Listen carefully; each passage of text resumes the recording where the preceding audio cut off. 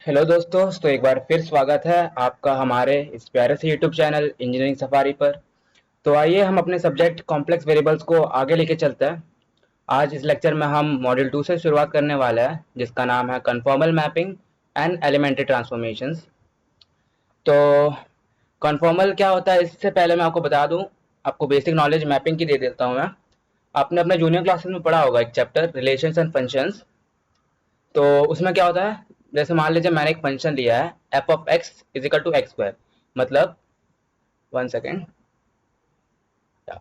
Y is equal to x square. तो अगर मैं कुछ एक्स एंड वाई की वैल्यू लूँ, मान लीजिए मेरी एक्स की वैल्यू 0 है, मेरी एक्स की वैल्यू 2 हो गई और एक्स की वैल्यू 3 हो गई। तो अगर मेरी एक्स की वैल्यू 0 है तो 0 की स्क्वायर क्या होगी, 0 ही होगी, तो वाई की वैल्यू 0 बन जाएगी। सिमिलरली मैं 2 को यहाँ पुट कर रहा हूँ, 2 स्क्वायर 4, मतलब वाई की वैल्यू 4 बनेगी। एंड सिमिलरली 3 स्क्वायर 9 बनेगी।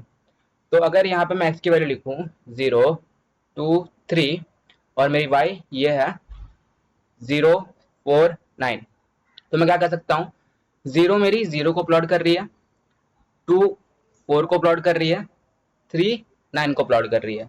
तो ये बेसिक मतलब होता है मैपिंग का। अब हम देखते हैं कि मैपिंग हम कॉम्प्लेक्स प्लेन में कैसे करते हैं। ये जो हमने करी ये तो सिंपल रियल प्लेन में हमने करी है, रियल एक्सिस में। अब हम जाते हैं कॉम्प्लेक्स प्लेन में। तो मैंने लिया है एक complex function f of z is equal to z square. मुझे पता है कि मेरी जेड की वैल्यू होती है एक्स प्लस आई वाई के बराबर।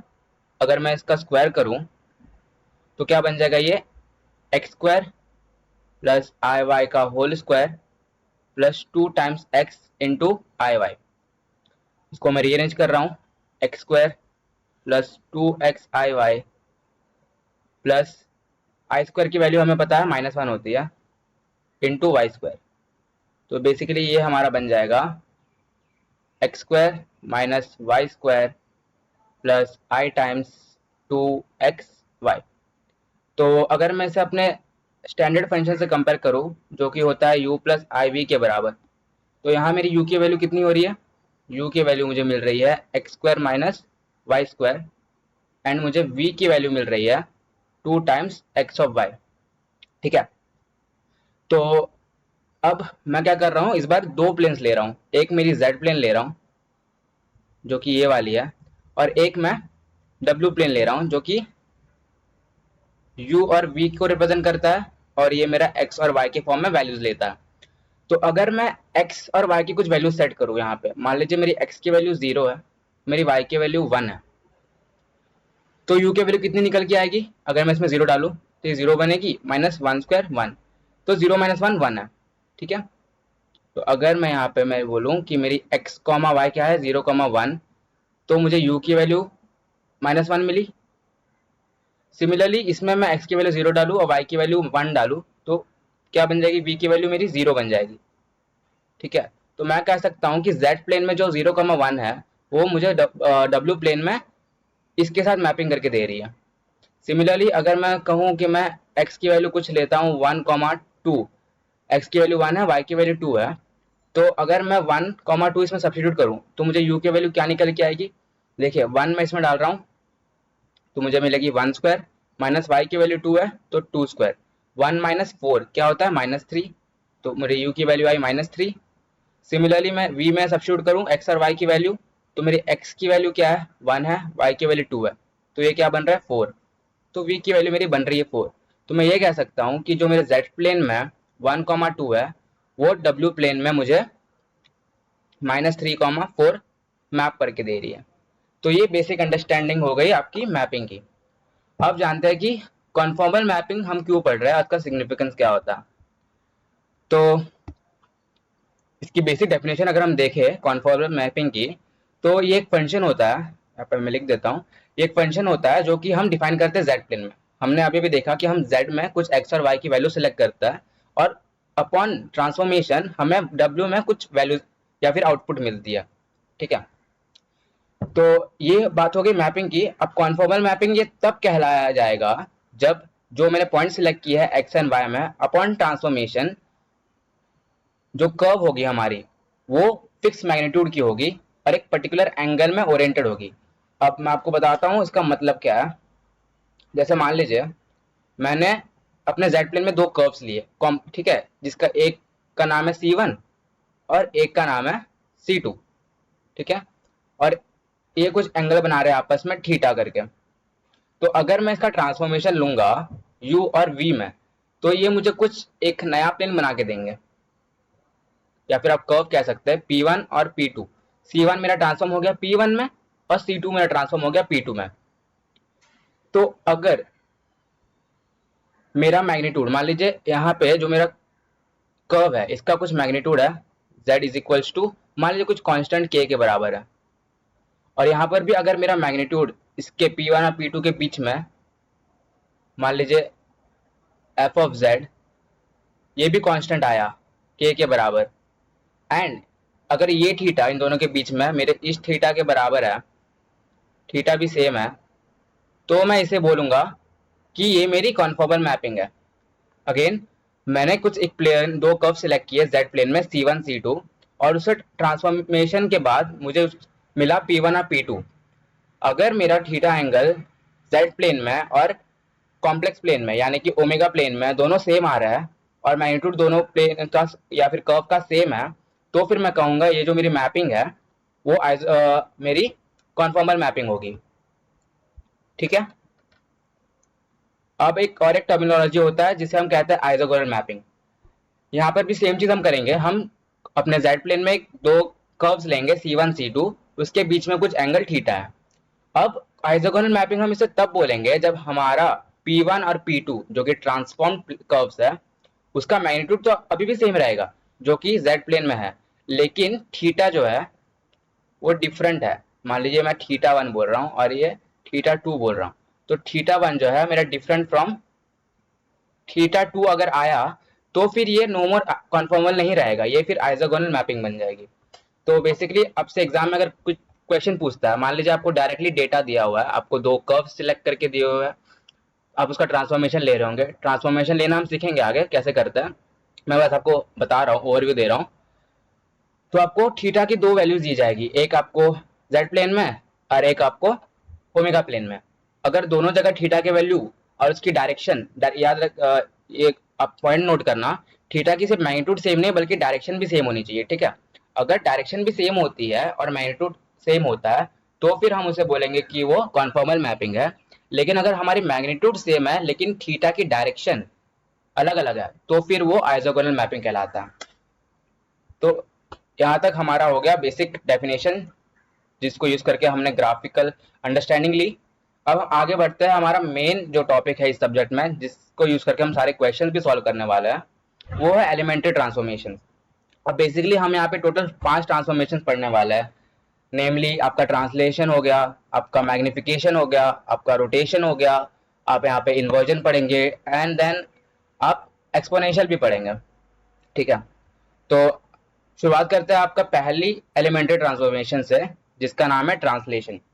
तो बेसिकली ट्रांसलेशन ट्रांसफॉर्मेशन में क्या होता है, अगर मान लीजिए हमारे पास एक कर्व या फिर कॉम्प्लेक्स फंक्शन वेरिएबल देकर रखा हुआ है जेड प्लेन में, ठीक है। अब हम क्या करते हैं, इसमें कुछ ऐड करते हैं अल्फा जो कि मेरा एक कॉम्प्लेक्स नंबर होगा, ठीक है। तो ओमेगा प्लेन में क्या चेंजेस आएगी उसको हम इस से रिप्रेजेंट करते हैं, ठीक है। जैसे अगर मैं आपको क्लियरली बताऊं, मान लीजिए मेरे पास जेड प्लेन में एक स्क्वायर दिया हुआ है, ठीक है, डायग्राम में ये मेरी एक्स एक्सिस है, ये मेरी वाई एक्सिस है, और मुझे किसी ने कहा है कि आप इसमें एक कॉम्प्लेक्स कांस्टेंट ऐड करो और फिर आप प्लॉट करो कि u में और v में इस स्क्वायर की इमेज कैसे फॉर्म होगी।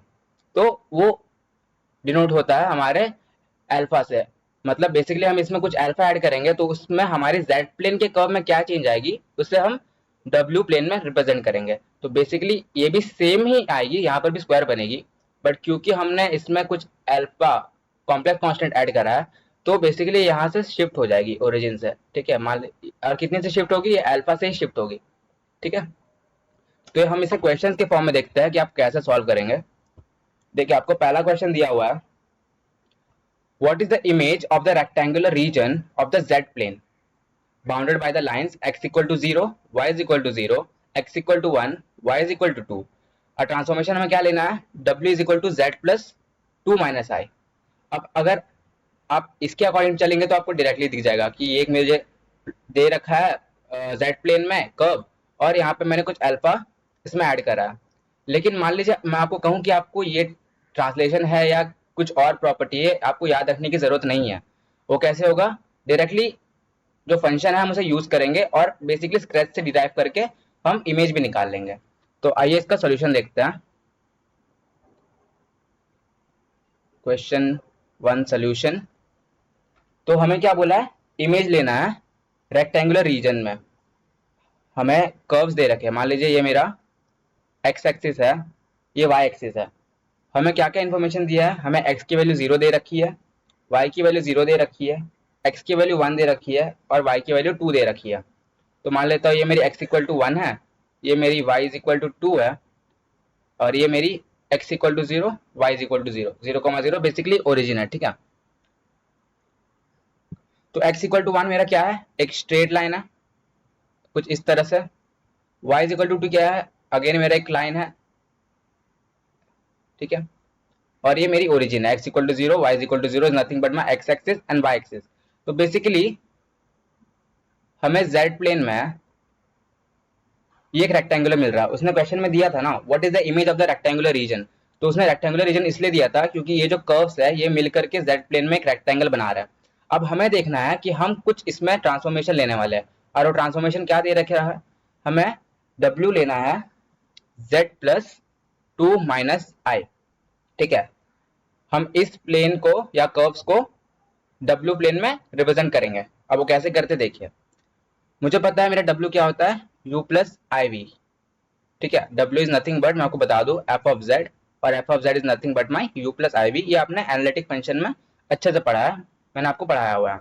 और मुझे पता है x की वैल्यू क्या होती है, x प्लस आई वाई होती है, प्लस 2 माइनस आई होती है, ठीक है। तो अगर मैं इसे लिखूं, एक्सपेंड करता हूं, x plus i y plus 2 minus आई, इसे मैं लिख रहा हूं x प्लस 2 प्लस, मैं यहाँ से i कॉमन ले रहा हूँ, ये बनेगा मेरा y माइनस 1। तो बेसिकली अब मैं कंपेयर करूंगा u और v की वैल्यू, ठीक है। अगर मैं इसे कंपेयर करूं तो रियल पार्ट इसके बराबर होगी, मतलब u की वैल्यू मेरी x प्लस 2 के बराबर होगी, एंड मेरी v की वैल्यू अगर मैं कंपेयर करूं तो वो y माइनस 1 के बराबर होगी। तो बेसिकली हमें आज तक आदत है कि हम कार्टेशियन में क्या करते थे, अगर हमें कुछ पॉइंट्स प्लॉट करना हो गया या लाइन पॉइंट या कुछ भी रिप्रेजेंट करना हो गया एक्स वाई एक्सिस में, तो हमें वहां पे एक्स और वाई की वैल्यू चाहिए होती थी। सिमिलरली हमारा यहाँ यू एंड वी निकालने का मोटो क्या है कि हमें इसे प्लॉट करना है यू एक्सिस और वी एक्सिस में। तो ऑब्वियसली अगर हम एक्स वाई में अगर प्लॉट करते थे तो हमें एक्स और वाई की वैल्यू चाहिए होती थी। अगर हम यू और वी में प्लॉट कर रहे हैं तो हमें यू और वी की वैल्यू चाहिए होगी, ठीक है।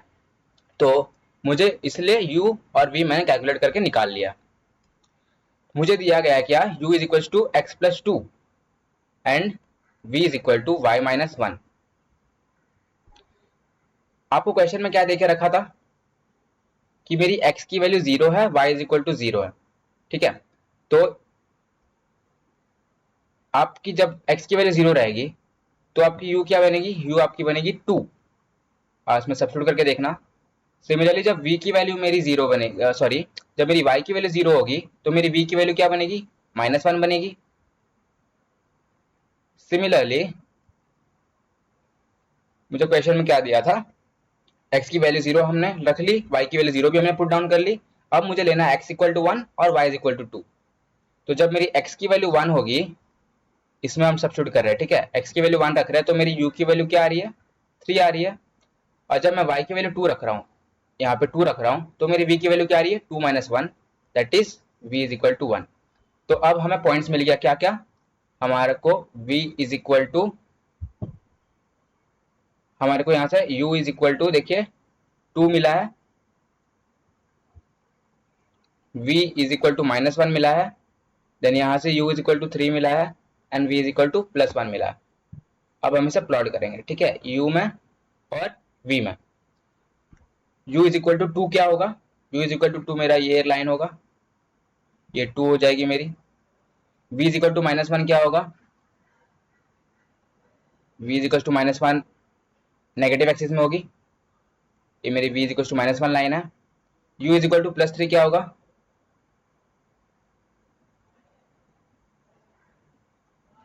आपको मैं अगर अच्छे से बना के दिखाता हूँ, 1 सेकंड चाहिए, ठीक है।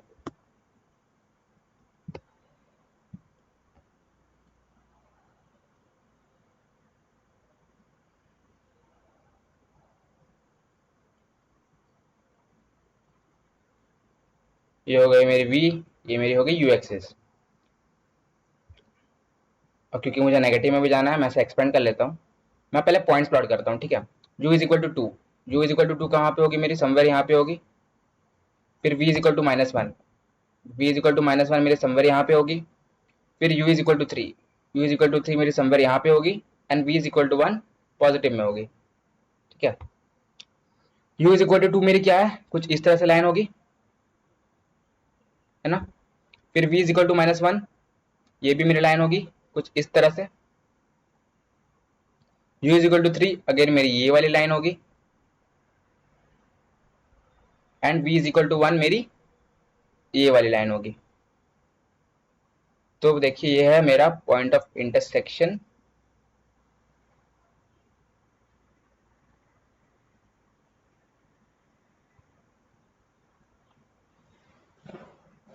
तो बेसिकली मुझे सेम इमेज मिला, मुझे एक रेक्टेंगल ही मिला है। जेड प्लेन में मुझे एक रेक्टेंगल मिला था, एक्स एंड वाई की वैल्यू प्लॉट करके। मुझे ओमेगा प्लेन में भी एक रेक्टेंगल ही मिला है, लेकिन क्योंकि मैंने जेड में कुछ ऐड किया था कॉम्प्लेक्स कांस्टेंट, और वो क्या था, 2 माइनस आई था, I guess, as far as I remember. जी हाँ, 2 माइनस आई था।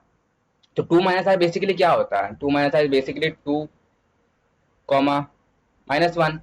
तो मेरी एक्स की वैल्यू जो है, पहले मेरी एक्स की वैल्यू क्या थी, 0 थी, एक्स की वैल्यू मेरी 1 थी, वाई की वैल्यू मेरी 0 थी, एंड वाई की वैल्यू 2 थी।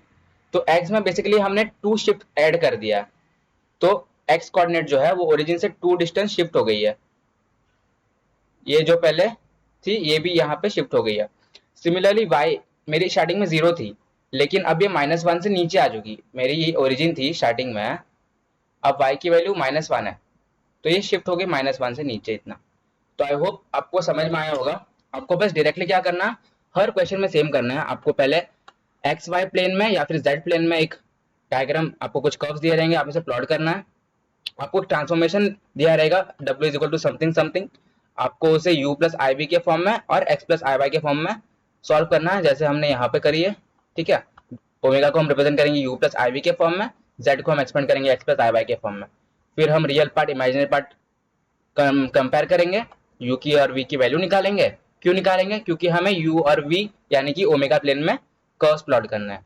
तो एक बार जब हमें u और v की वैल्यूज मिल जाएगी, हम उसमें वैल्यूज रख करके अपना प्लॉट भी कर लेंगे। तो आई होप पहला क्वेश्चन आपको समझ में आया होगा।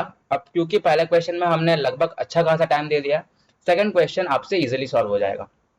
तो देखिए सेकंड क्वेश्चन में क्या दिया हुआ है, हमें बोला है इमेज फाइंड करिए ट्रायंगुलर रीजन का जो कि जेड प्लेन में फॉर्म हो रहा है by the lines x equal to 0, y is equal to 0 and x plus y is equal to 1।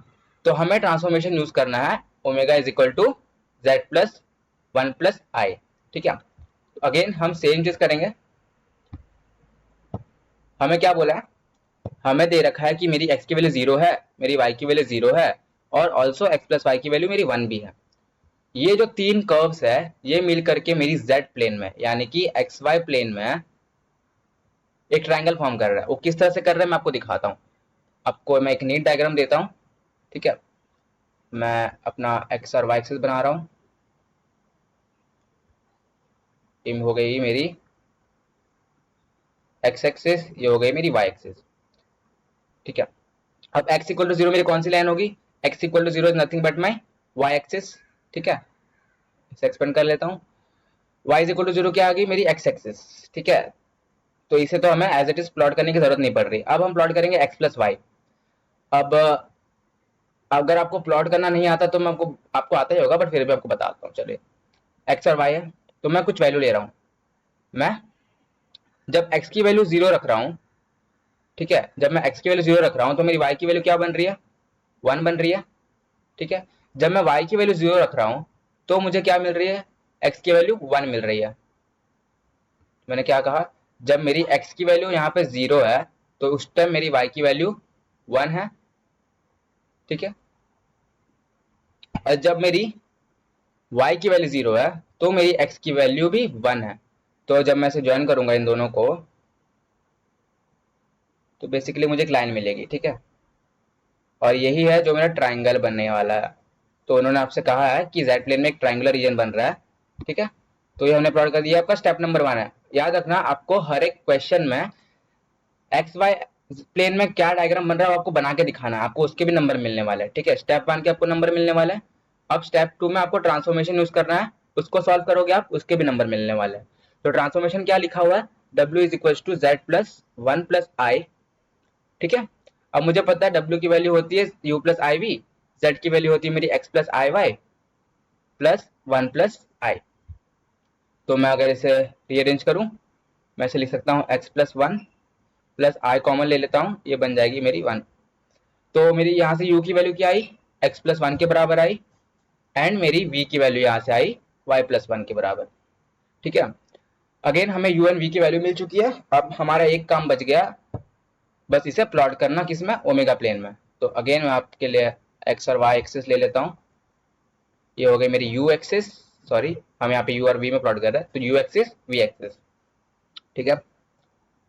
अब मुझे क्या क्या दे रखा था डेटा में, मुझे बोला गया था कि मेरी x की वैल्यू 0 है, y की वैल्यू 0 है, x प्लस y की वैल्यू 1 है, ठीक है। लेकिन अब हमें x और y के टर्म्स में तो आंसर चाहिए नहीं, अब हमें चाहिए u एंड v के फॉर्म में, ताकि हम यहाँ पे u एंड v एक्सिस में वैल्यूज को पुट कर सके और प्लॉट कर सके अपने इमेज को।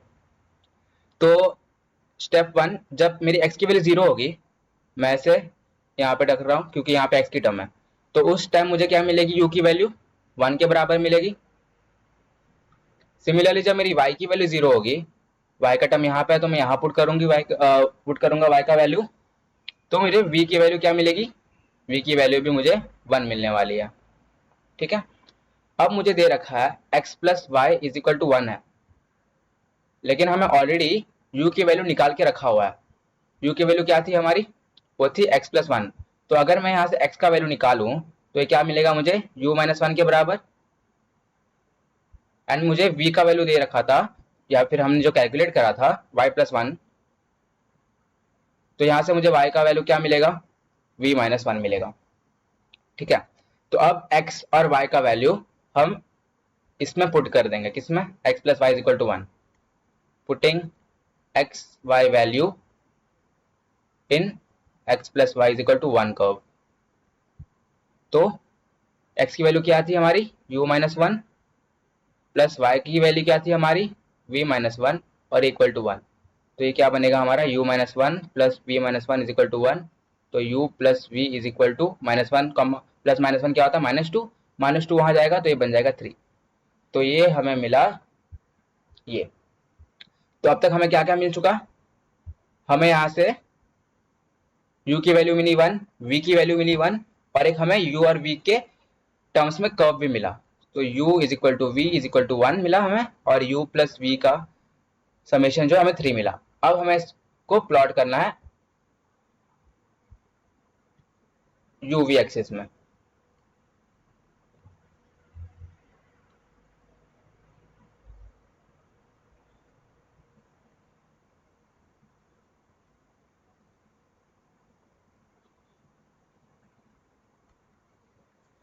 ये मेरा हो गया u एक्सिस, ये हो गया मेरा v एक्सिस, और आपको यहाँ पे लिखना भी है कि मेरा w प्लेन है, ठीक है। ठीक है, तो मेरी u की वैल्यू कितनी है, u इज इक्वल टू 1, मतलब क्या, ये लाइन, देन v 1 के बराबर है, v इज इक्वल टू 1, ये वाली लाइन होगी हमारा, और मुझे दिया है u plus v is equal to 3। तो आपने ये पढ़ा होगा ना intercept form, x by a plus y by v is equal to 1 वाला फॉर्म, जिसका लाइन कैसे बनता है, ऐसे बनता है, x इंटरसेप्ट आपका a हो जाता है, y इंटरसेप्ट आपका b हो जाता है, ठीक है। सिमिलरली हम यहाँ पे भी वही ट्रांसफॉर्मेशन यूज करेंगे। हमें दिया है u plus v is equal to 3, तो मैं 3 से डिवाइड कर रहा हूँ, ये बनेगा u by 3 plus v by 3 is equal to 1। ये भी तो इस फॉर्म में आ गया है ना, इंटरसेप्ट फॉर्म में। तो मेरा लाइन कैसे बनने वाला है?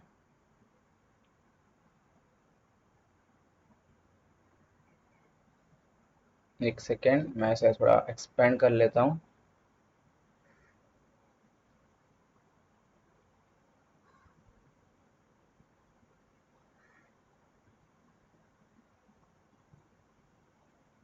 One second.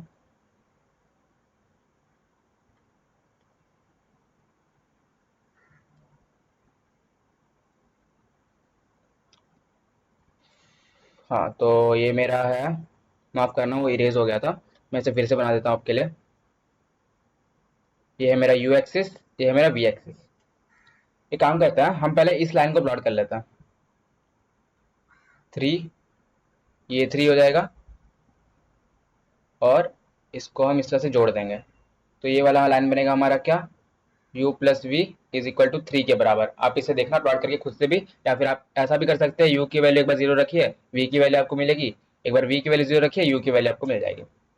ठीक है, ऐसा प्लॉट कर सकते हैं। और ऊपर हमारा क्या था, ऊपर हमें मिला था यहाँ पे u की वैल्यू 1 और v की वैल्यू 1, तो हम उसे ही प्लॉट करते हैं। तो u इज इक्वल टू 1 क्या होगा मेरा, u इज इक्वल टू 1 मेरा होगा ये वाला लाइन। ठीक है, u इज इक्वल टू 1, और मेरा v इज इक्वल टू 1 क्या होगा, ये वाला line, v is equal to 1। अब पॉइंट ऑफ इंटरसेक्शन ये वाला हो गया, ये हो गया, ये हो गया। तो बेसिकली मुझे अब एक ट्राइंगल मिला। तो देखा आपने क्या हुआ, हमें जेड प्लेन में भी ट्राइंगल दिया हुआ था, ओमेगा प्लेन में भी हमें ट्राइंगल मिला, लेकिन हुआ क्या, ओरिजिन से यहाँ पे कुछ शिफ्ट हुई एक्स में, और कुछ ऊपर वाई में भी चली गई। हो कैसे गई दिखाता हूँ आपको। ट्रांसफॉर्मेशन क्या दिया था, जेड प्लस 1 प्लस आई। मतलब अगर मैं इसे यू वी के फॉर्म में लिखता हूँ, तो ये मेरा यू हो गया, ये मेरा वी हो गया। तो यू में मेरा 1 का शिफ्ट हुआ, और वी यानी कि वाई में ऊपर में भी 1 का शिफ्ट हुआ। तो जो पॉइंट मेरी यहाँ पे थी ना, ये 1,1 से शिफ्ट हो गई। सिमिलरली जो पॉइंट मेरी यहाँ पे होगी, वो भी 1,1 से यहाँ शिफ्ट हो चुकी है। तो इस तरह से आप प्लॉट करोगे तो आपको आंसर मिल जाएगा। तो फाइनली 3 स्टेप में आप क्वेश्चन सॉल्व करोगे। पहले आप जेड प्लेन में डायग्राम बनाओगे, आप ट्रांसफॉर्मेशन यूज करके यू और वी की वैल्यू निकालेंगे, उसका आपको मार्क्स मिलने वाला है। और फाइनली आप उस पॉइंट्स को यूज करके यू और वी एक्सिस यानी कि डब्ल्यू प्लेन में भी डायग्राम या फिर इमेज को प्लॉट करेंगे, तो आपको पूरे नंबर इस क्वेश्चन में मिलने वाला है। आइए देखते हैं हम अपना अगला क्वेश्चन अभी। सो आई थिंक ट्रांसलेशन में 2 ही क्वेश्चन था। अब हम देखते हैं अपना नेक्स्ट टॉपिक, जो कि मैग्निफिकेशन ट्रांसफॉर्मेशन है। तो अगेन हमें जेड प्लेन में कुछ कर्व्स दिए होंगे, हम यहाँ पे कुछ ऐसा ट्रांसफॉर्मेशन यूज करने वाले हैं जिस बार इसकी वैल्यू जो है ना वो एम्पलीफाई हो जाए। मैग्निफिकेशन का मतलब क्या है, मान लीजिए मेरे पास एक सर्कल है, ठीक है, अब मैं इस पर कुछ कुछ ट्रांसफॉर्मेशन कर रहा हूँ। अब इस सर्कल की वैल्यू जो है इसकी बड़ी हो गई, तो ये बेसिकली क्या हुआ, मैग्नीफाई हो गया। तो हम देखते हैं इसको कैसे रिप्रेजेंट करते हैं, इस टाइप के मैग्निफिकेशन ट्रांसफॉर्मेशन को। तो हमारा इसको लिखने का तरीका होता है f of z is equal to डब्ल्यू is equal to alpha into z. मतलब क्या, मान लीजिए मेरा एक सर्कल था जो कि जेड प्लेन में था, अब मैंने इस पे ट्रांसफॉर्मेशन टी अल्फा लगाया, अब तो जाके मेरा ये क्या हो गया, जेड अल्फा हो गया। और यहाँ पे अल्फा कॉम्प्लेक्स नहीं है, यहाँ पे ये रियल कांस्टेंट ही है। ठीक है, ये रियल कांस्टेंट ही है। तो आइए देखते हैं इस पे क्वेश्चन कैसे करते हैं। इसमें बेसिकली बहुत ही कुछ है नहीं, इसलिए मैंने एक ही क्वेश्चन लिया हुआ है। तो क्वेश्चन क्या है, what is the image of the rectangular region of the z plane bounded by the lines x equal to 0, y is equal to 0, x equal to 1 and y is equal to 2 under the transformation w is equal to 2z। अगर आप इसे directly notice करें, इससे compare करेंगे, तो आपको पता चल जाएगा कि हाँ ये मेरा मैग्निफिकेशन का एक क्वेश्चन है। लेकिन अगर मान लीजिए किसी को याद नहीं रखना है कोई भी ट्रांसफॉर्मेशन, तो सिंपली आप क्या करें, बेसिकली डिराइव कर ले आप। तो कैसे करते हैं, इसको सोल्यूशन देखते हैं हम। तो हमें क्वेश्चन में दे रखा है क्या, x की वैल्यू 0 दे रखी है, y की वैल्यू 0 दे रखी है, x की वैल्यू 1 दे रखी है, और y की वैल्यू 2 दे रखी है। ठीक है, और हमें ट्रांसफॉर्मेशन क्या करना है, use w is equal to 2 times of z। तो पहला काम हमारा क्या रहेगा कि z प्लेन में इमेज इमेज नहीं, हमारा ओरिजिनल डायग्राम प्लॉट करना। तो मैं ले लेता हूँ अपना x और y एक्सिस।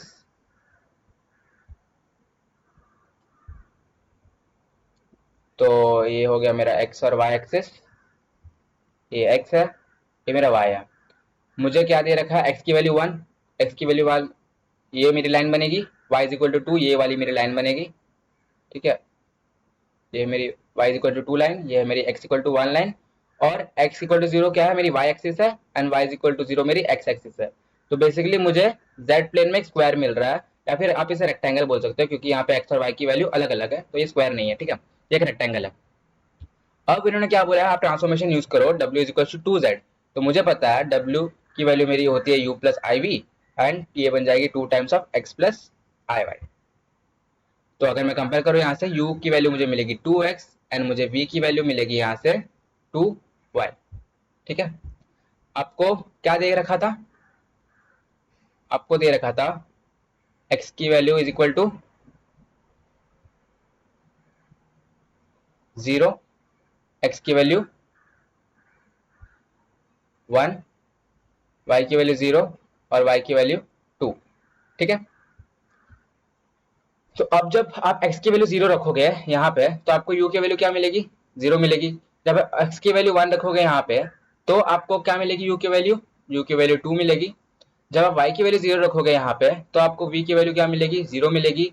और जब आप y की वैल्यू 2 रखोगे यहाँ पे, तो आपको v की वैल्यू 2 इंटू 2 4 मिलेगी। तो बेसिकली हमने ट्रांसफॉर्मेशन भी यूज कर लिया, u और v निकाल के हमने इसके पॉइंट्स भी देख लिए क्या क्या है। अब हमारा थर्ड स्टेप है इसको प्लॉट करना यूवी प्लेन में, यानी कि कॉम्प्लेक्स प्लेन में या फिर ओमेगा प्लेन में। तो ये मेरा u एक्सिस, ये है मेरा v एक्सिस, ये है मेरा ओमेगा प्लेन, ठीक है। क्या क्या वैल्यूज दे रखे हमें, u इज इक्वल टू 0 मतलब क्या हमारा v एक्सिस हो जाएगा, and u is equal to 2 line मेरा क्या बनेगा, ये बनेगा u is equal to 2 line. Similarly v is equal to 0 मेरा क्या बनेगा, u एक्सिस बनेगा, और मेरी v इज इक्वल टू 4 क्या बनेगी, ये भी एक मेरी लाइन बनेगी, constant line, v is equal to 4। तो बेसिकली ये हमारा रीजन ऑफ इंटरेस्ट है।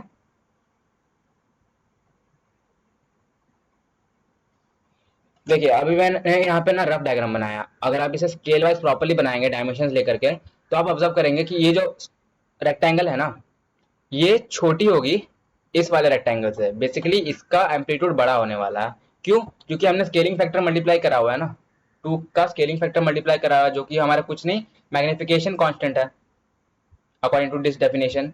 तो जेड प्लेन का जो डायग्राम है वो इस इमेज से छोटी होगी एम्पलीट्यूड वाइज, ठीक है। तो बस ये आपका क्वेश्चन खत्म होता है। अगले टॉपिक पे आते हैं हम, रोटेशनल ट्रांसफॉर्मेशन पे।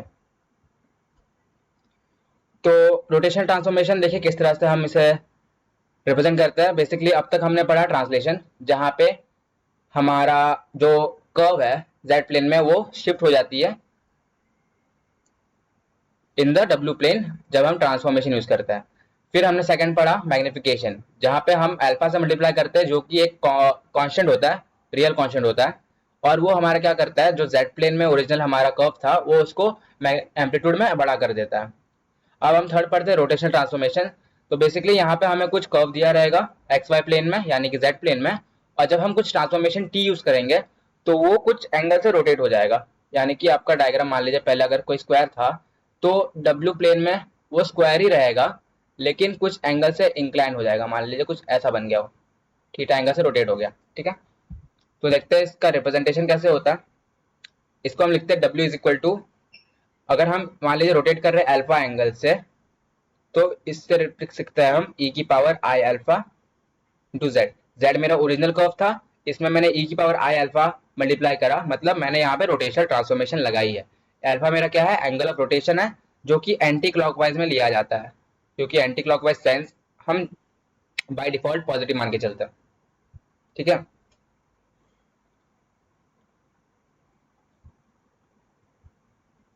अगर मैं आपको इसको थोड़ा और एक्सप्लेन करूं, तो मुझे W दे रखा है क्या, e की पावर आई अल्फा। तो मैं इससे क्या लिख सकता हूं, इससे मैं लिख रहा हूँ e की पावर आई अल्फा, और मैं z, देखिए z आपका रेक्टेंगुलर फॉर्मेट में कैसा लिखा जाता है, रेक्टेंगुलर फॉर्मेट में हम z को लिख सकते हैं x प्लस आई वाई में, और पोलर फॉर्मेट में हम इसे लिख सकते हैं r इंटू ई की पावर आई थीटा। तो मैं यहाँ पे z को लिख रहा हूँ r इंटू ई की पावर आई थीटा, w r मेरा यहाँ पे मैग्नीट्यूड आ जाएगा या फिर एम्पलीट्यूड आ जाएगा, और ये बन जाएगा मेरा ई की पावर आई कॉमन अल्फा प्लस थीटा। तो आप अगर ऑब्जर्व करें, अगर ओरिजिनली आपका जेड प्लेन में कोई कर्व था, ठीक है, कोई कॉम्प्लेक्स नंबर था जिसका आर्ग्यूमेंट थीटा था, जब आपने ट्रांसफॉर्मेशन लिया, ठीक है, आपने उसको अल्फा एंगल से ट्रांसफॉर्म करा है, तो आपका जो नया कर्व बनेगा उसका एम्पलीट्यूड अल्फा प्लस थीटा बन जाएगा। मतलब थीटा तो ओरिजिनली था ही, आप उसमें सिंपली अल्फा ऐड करोगे, और ये आर क्या है, आर कुछ नहीं, under root of x square plus y square. ठीक है, ये मेरा कन्वर्जन हो गया एम्पलीट्यूड का। तो आइए क्वेश्चन हम लोग सॉल्व करते हैं। क्वेश्चन दे रखा है क्या, what is the image of rectangular region of the z plane bounded by the lines x equal to 0, y is equal to 0, x equal to 1, y is equal to 2 under the transformation ये। तो basically आपको again कुछ set of expression दे रखे हैं जिसको solve करके आप कोई कर्व निकालोगे जेड प्लेन में, एंड आपसे पूछा है कि इस कर्व को अगर हम ट्रांसफॉर्म करें w से तो फिर हमारा इमेज क्या बन रहा है वो आप उसे बना करके दिखाओ। तो आइए इसको सॉल्व करते हैं। तो सोल्यूशन आपको दे रखा है क्या, x की वैल्यू 0, y की वैल्यू 0, x की वैल्यू 1 एंड y की वैल्यू 2 दे रखी है आपको। आप इसे अगर प्लॉट करोगे z प्लेन में, ठीक है, तो x की वैल्यू 0 मतलब मेरी y axis, y equal to 0 मतलब मेरी x axis, x equal to 1 मेरी एक वर्टिकल लाइन बनेगी, and y is equal to 2 मेरी एक हॉरिजॉन्टल लाइन बनेगी। ठीक है, तो बेसिकली हमें क्या मिल रहा है, अगेन एक रेक्टेंगल मिल रहा है, कहाँ पे, z प्लेन में। अब उसने बोला है आप इस कर्व को ट्रांसफॉर्म करो किससे, w, जो कि दे रखा है हमें e की power i pi by 4 into Z. Z मेरा कुछ नहीं, यही वाला प्लेन है यानी या कि कर्व है। अब हमारा सेकंड स्टेप क्या है, हमको u और v की वैल्यू निकालनी है यूजिंग द ट्रांसफॉर्मेशन। तो हमें दे रखा है क्या, w की वैल्यू e की power i pi by 4 into Z. w की वैल्यू मुझे पता है u प्लस आई वी के बराबर होती है। ठीक है, e की वैल्यू को आप रहने दीजिए, पहले आप x को ट्रांसफॉर्म कीजिए। z की वैल्यू क्या होती है, x प्लस आई वाई। आपको पता है e की पावर आई थीटा को हम कैसे लिख सकते हैं, cos theta plus i sine theta. यहाँ पे मेरी थीटा की वैल्यू क्या है, पाई बाय 4 है, तो मैं इसे लिख सकता हूँ cos pi by 4 plus i sine pi by 4। ठीक है, ये बन जाएगा मेरा x प्लस आई वाई। अब कॉस पाई बाय 4 कुछ नहीं, कॉस 45 डिग्री के बराबर होता है जो कि 1 बाय रूट 2 बराबर है, और ये साइन पाई बाय 4 भी साइन 45 के डिग्री के बराबर है जो कि होता है 1 बाय रूट 2। अब अगर हम इसे खोलें तो हमें मिलेगा x by root 2 plus i times x by root 2 plus i times y by root 2, और आई स्क्वायर क्या हो जाता है, -1, तो ये बन जाएगा -y बाय रूट 2। तो यहाँ से u प्लस, एक सेकेंड, हाँ, तो मैं u प्लस आई वी किसके बराबर हो जाएगा मेरा, ये इक्वल हो जाएगा, मैं इसको रीअरेंज कर रहा हूँ, रियल पार्ट ले रहा हूँ पहले और ये इमेजिनरी पार्ट ले रहा हूँ मैं,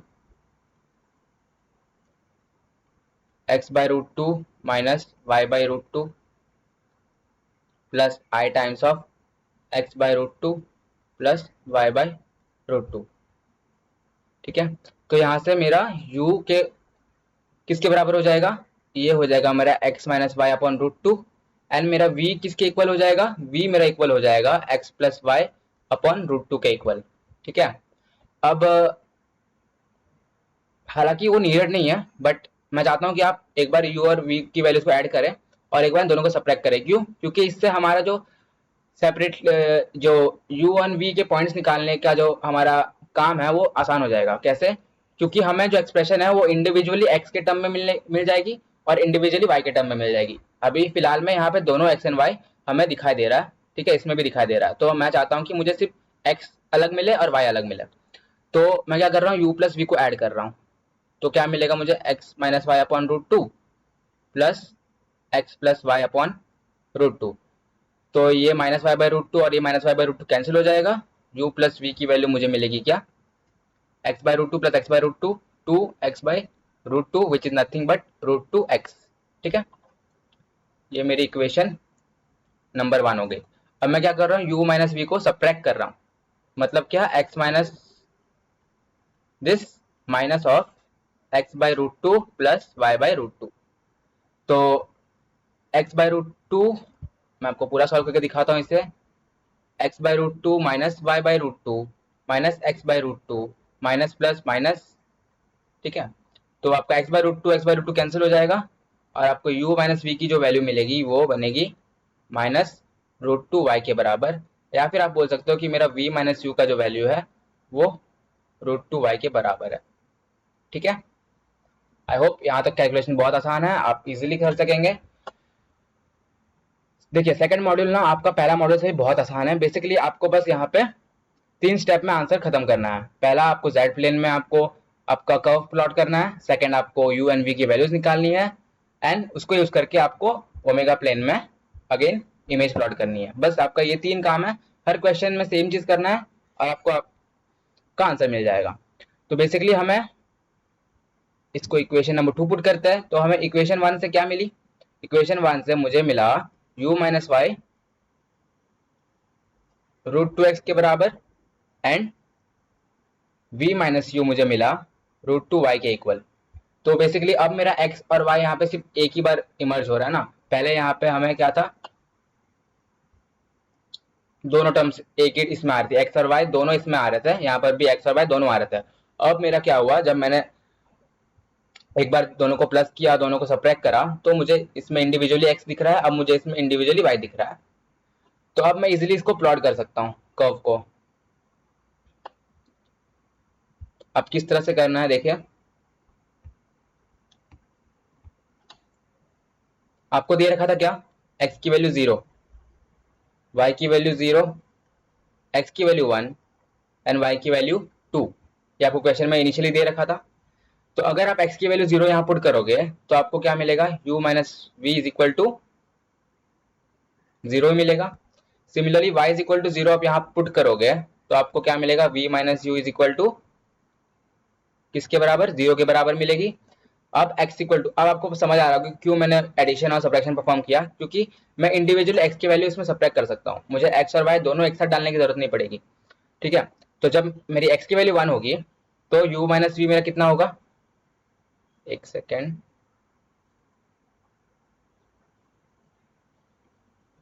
u माइनस वी का वैल्यू मेरा कितना बनेगा, √2 बनेगा।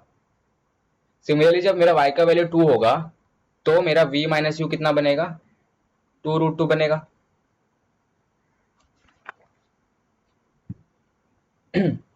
ठीक है, अब आप क्या करोगे, इन बेसिकली इन पॉइंट्स को प्लॉट करोगे किसमें, ओमेगा प्लेन में। ये आपकी यू एक्सिस बन जाएगी, ये आपकी वी एक्सिस बन जाएगी।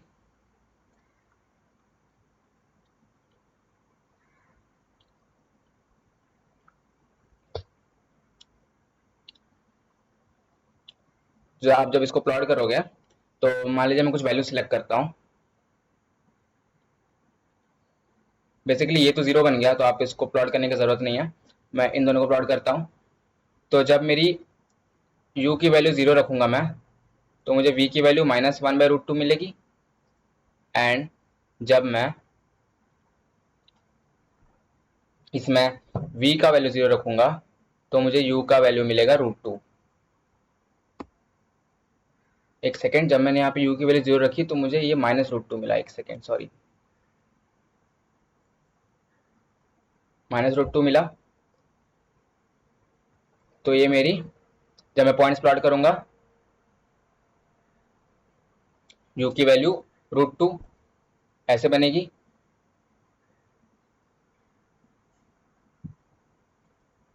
v इज इक्वल टू -√2 इस तरह का लाइन बनेगा।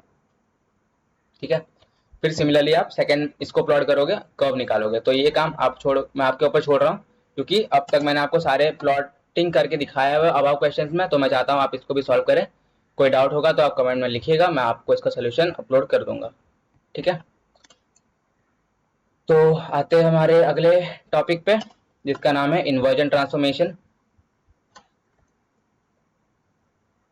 तो बेसिकली इन्वर्जन में क्या होता है, यहाँ पे हम ट्रांसफॉर्मेशन यूज करते हैं 1/z। बेसिकली अगर हमारा कोई प्लेन था z, तो हम इसका इन्वर्स ले लेते हैं, ठीक है। तो ये हमारा इन्वर्जन प्रॉपर्टी हो गया। अब आप जब ऐसा करते हो तो मैं ऐसे लिख सकता हूँ ना, z को कैसे लिख सकता हूँ, r इंटू ई की पावर आई थीटा, अगर इसका एम्पलीट्यूड थीटा है। तो बेसिकली ये मेरा बन जाएगा 1/r इंटू ई की पावर माइनस आई थीटा, ऊपर लेके चला जाऊँ। तो अगर z प्लेन में अगर मेरा कोई कॉम्प्लेक्स कर्व का आर्ग्यूमेंट थीटा था, तो जब मैंने ट्रांसफॉर्मेशन लिया 1/z, वो यहाँ पे माइनस आई थीटा बन गया। मतलब जो मेरा न्यू आर्ग्यूमेंट है वो मेरा माइनस थीटा बन गया। और स्टार्टिंग में मेरा इसका जो ये था एम्पलीट्यूड था वो आर के बराबर था, या फिर आप बोल सकते हैं मैग्नीट्यूड आर के बराबर था। जब हमने इन्वर्जन ट्रांसफॉर्मेशन लगाया तो ये 1/r के बराबर हो गया। सो न्यू मैग्नीट्यूड क्या बन गया मेरा, 1/r के बराबर। तो बेसिकली ये इन्वर्जन है, ठीक है। अब ये नोट इम्पोर्टेंट नहीं है, बट हाँ बहुत ही रियलिस्टिक है, या फिर ऑब्वियस है आप बोल सकते हो। क्योंकि देखिए w is equal to 1/z दे रखा है, इसने क्या कहा है, the origin z equal to 0, मतलब 0,0। जब आप 0 इसमें सब्स्टिट्यूट करोगे तो 1/0 आपको क्या मिलेगी, इन्फिनिटी मिलेगी। तो यही बोल रहा है, the origin z equal to 0 is map to the point w is equal to infinity. मतलब जब आप z की वैल्यू को 0 0 रखोगे तो w का जो प्लॉटिंग होगा वो इन्फिनिटी को टेंड करेगा, जिसको हम बोलते हैं पॉइंट ऑफ इन्फिनिटी। तो पॉइंट ऑफ इन्फिनिटी बेसिकली क्या है, z का वो वैल्यूज, ठीक है। z किस पे डिपेंड करता है, x और y पे। तो x और y की वो वैल्यूज जो ओमेगा को इन्फिनिटी तक टेंड करवा दे, वो होता है आपका पॉइंट ऑफ इन्फिनिटी, ठीक है।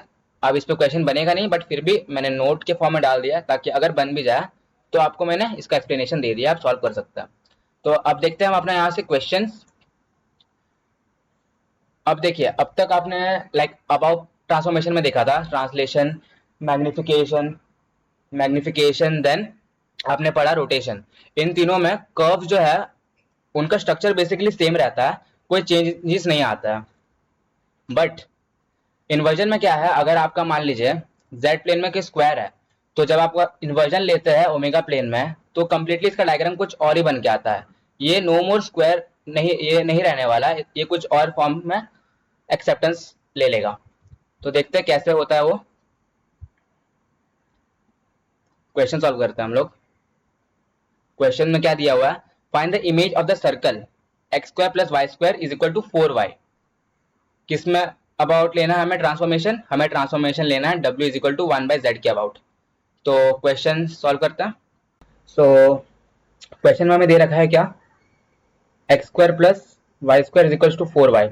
ये हमें इक्वेशन दे रखी है कर्व की z प्लेन में, ठीक है। अब बेसिकली अगर आप इसे ऑब्जर्व करो तो ये आपको एक सर्कल की फॉर्म में दिखेगा। ये एक सर्कल ही है, आपको स्टैंडर्ड इक्वेशन पता होगी सर्कल की, कैसे लिखते हैं। वो होता है x माइनस ए का whole square plus y minus b का whole square is equal to r square, जहाँ पे मेरा a कॉमा बी जो होता है वो मेरा सेंटर होता है सर्कल का, ठीक है। और जो मेरा r होता है वो रेडियस होता है सर्कल का। अब यहाँ पे x वाली टर्म तो स्टैंडर्ड फॉर्म में है, इसको मैं लिख सकता हूँ ना इस फॉर्म में, x माइनस 0 का होल स्क्वायर। तो बेसिकली ये तो स्टैंडर्ड फॉर्म में है x की टर्म, बट y वाली टर्म जो है यहाँ पे वाई स्क्वायर अकेला अलोन नहीं है, इसके साथ में इसका लीनियर टर्म भी है। तो मैं क्या कर रहा हूँ, इसको परफेक्ट स्क्वायर बनाने की कोशिश करता हूँ। तो मुझे दे रखा है x square plus y square is equal to 4y, ठीक है। तो जब मैं इसे रीअरेंज करूँ, x square plus y square minus 4y is equal to 0 बन जाएगा। अब परफेक्ट स्क्वायर मुझे इसे बनाना है, कैसे करता है, y का जो टर्म है कोएफिशिएंट है उसका हाफ का आपको स्क्वायर करना है और उसे इस एक्सप्रेशन में ऐड भी करना है, सब्ट्रैक्ट भी करना है। मैंने क्या कहा, ये जो y की जो कोएफिशिएंट है 4 है, उसका हाफ लो आप, उसको स्क्वायर करके इस एक्सप्रेशन में ऐड भी करना है और उसका सब्ट्रैक्शन जो है इसमें ये भी करना है। तो ये क्या बन जाएगा हमारा, x square plus y square minus 4y plus 2 square minus 2 square, ठीक है। तो बेसिकली अब ये मेरा क्या बन जाएगा, ये तो एज इट इज दिख रहा है, ये मेरा y माइनस 2 का होल स्क्वायर है। तो इसमें मैं लिख सकता हूँ x square plus y minus two का होल स्क्वायर, इसको मैं वहां लेके जाऊंगा, ये तो बनेगा टू स्क्वायर। तो बेसिकली अब ये मेरा स्टैंडर्ड फॉर्म में आ गया है, एक्स माइनस जीरो का whole square plus y minus two का whole square is equal to two square. तो मेरा सेंटर क्या बन जाएगा, मेरा सेंटर बन जाएगा a comma b which is nothing but zero comma two, और मेरा रेडियस किसके बराबर हो गया, टू। तो ये मेरा सर्कल बन गई। तो जेड प्लेन में आपको इसका कर्व प्लॉट करना है, तो कैसे करोगे आप, एक्स वाई एक्सेस ये ले लोगे, कोऑर्डिनेट सिस्टम ले लोगे, ये मेरा एक्स हो गया, ये मेरा वाई हो गया। अब जीरो कॉमा टू मेरा सेंटर है, तो समवेयर जीरो कॉमा टू मेरा यहाँ पे होगा, ठीक है। और रेडियस क्या है मेरी, रेडियस मेरी टू के बराबर है।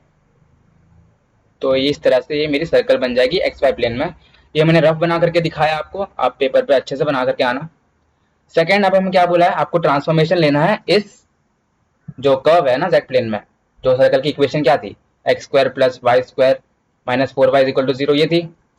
तो क्या करना है, अब इसका आपको ट्रांसफॉर्मेशन लेना है ओमेगा प्लेन में यूज करके वन बाई जेड। तो मुझे पता है ओमेगा की वैल्यू क्या होती है, यू प्लस आई वी के इक्वल होती है, और इसको मैं लिख सकता हूँ वन अपॉन में एक्स प्लस आई वाई, ठीक है। तो मैं क्या कर रहा हूँ, बस थोड़ा सा चेंज कर रहा हूँ, इसको डिनोमिनेटर में लेके आ रहा हूँ और इस चीज को ऊपर लेके जा रहा हूँ। तो ये मेरी बन जाएगी x plus i y is equal to one upon में यू प्लस आई वी। अब अगर मैं इसको कॉन्जुगेट से इसका मल्टीप्लाई करूँ, तो कॉन्जुगेट क्या हो जाएगा, यू माइनस आई वी, और ऊपर में भी यू माइनस आई वी।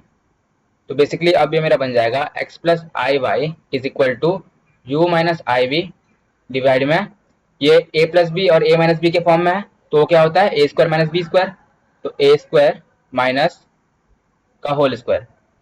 तो एक्स प्लस आई वाई मेरा क्या बन जाएगा, u minus i v upon में u square plus v square. बाहर ऑलरेडी एक माइनस है, और आई स्क्वायर क्या होता है, माइनस वन के बराबर होता है, तो माइनस इंटू माइनस प्लस बन जाएगा, तो इसलिए यहाँ पे प्लस आया, ठीक है। अब मैं इसको यहाँ पे क्रॉस मल्टीप्लाई करूंगा, तो ये क्या बन जाएगा, x plus i y into u square plus v square is equal to u minus i v, ठीक है। तो ये क्या बनेगा, x u square plus x v square plus i times of u square y plus v square y, ठीक है। और ये मेरा यू माइनस आई वी। तो अगर मैं अब कंपेयर करूं रियल पार्ट और इमेजिनरी पार्ट, तो मेरा रियल पार्ट ये होगा, तो u इज इक्वल टू किसके बराबर आएगा मेरा, इसके बराबर x u square plus x v square. And iota वाले पार्ट कंपेयर करें अगर, तो क्या बनेगा वो, v minus v is equal to u square y plus v square y, ठीक है। तो अगर मैं इसको सॉल्व करूं, यहाँ से मैं x की वैल्यू निकाल रहा हूँ, इस वाले एक्सप्रेशन से x की वैल्यू निकाल रहा हूँ, ठीक है। तो ये क्या हो जाएगा, u is equal to x common u square plus v square. तो यहाँ से मेरी x की वैल्यू आ जाएगी u अपॉन में u square plus v square. And similarly मैं यहाँ से y की वैल्यू निकालूंगा, तो minus v is equal to y common हो जाएगा मेरा, u square plus v square. तो मेरे यहाँ से y की वैल्यू क्या आ जाएगी, वो हो जाएगी माइनस वी अपॉन में u square plus v square, ठीक है। अब आप पूछोगे कि आपने यहाँ से x और y की वैल्यू क्यों निकाली है, क्योंकि देखो अल्टीमेटली मुझे सारे वैल्यूज किसके फॉर्म में चाहिए, u और v के टर्म्स में चाहिए। क्यों, क्योंकि ऑलरेडी z प्लेन में तो हमने प्लॉट कर दिया x y यूज करके, बट हमें u और v की जरूरत है ताकि हम इमेज प्लॉट कर सके अपनी ओमेगा प्लेन में।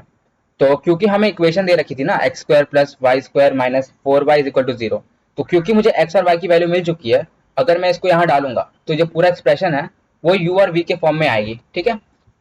तो क्या बन जाएगा मेरा, ये बन जाएगा मेरा u square plus v square का होल स्क्वायर प्लस वाई की वैल्यू ये थी मेरी, तो ये भी मेरी बन जाएगी माइनस वी अपॉन में u square plus v square का होल स्क्वायर, और minus four times of y की वैल्यू मेरी सिंपली ये बन जाएगी, ठीक है। अगर मैं इसे सॉल्व करूं, आप एक चीज यहाँ पे कर सकते हो इसको इजी बनाने के लिए, आप क्या करो, सिर्फ इस वाले कंपोनेंट के लिए ना u square plus v square divide भी कर दो और मल्टीप्लाई भी कर दो। ऐसा करने से क्या होगा कि देखिए, आप जब इसे सॉल्व करोगे, ये बन जाएगा यू स्क्वायर अपॉन में u square plus v square का whole square plus v square upon में u square plus v square का whole square minus minus minus plus बन जाएगा ये, तो ये बन जाएगा फोर वी इंटू में u square plus v square और डिवाइड में u square plus v square का होल स्क्वायर। तो अब क्योंकि सारे डिनोमिनेटर के टर्म्स सेम है, तो ये सारे कैंसिल हो जाएंगे, राइट। तो जब आप ऐसा करोगे ना तो आपको मिलेगा u square plus v square बचा है ऊपर में, plus 4b times of u square plus v square बचा है आपका, इज इक्वल टू 0। अब मैं क्या कर रहा हूँ, u square plus v square, इसको ऐसे लिखा 4 times of u square plus v square. अब ये कॉमन हो गया तो क्या लिख सकता हूँ मैं, 1 plus 4b into u square plus v square. ठीक है, ये 1 इंटू ये था, तो मैंने जब दोनों में से कॉमन ले लिया u square plus v square, तो यहाँ पे 1 बचा, राइट। ठीक है, इज इक्वल टू 0। तो बेसिकली मेरी यहाँ से, या फिर आप एक काम करो, अगर आपको ये समझ में नहीं आया तो आप ऐसा कर लो,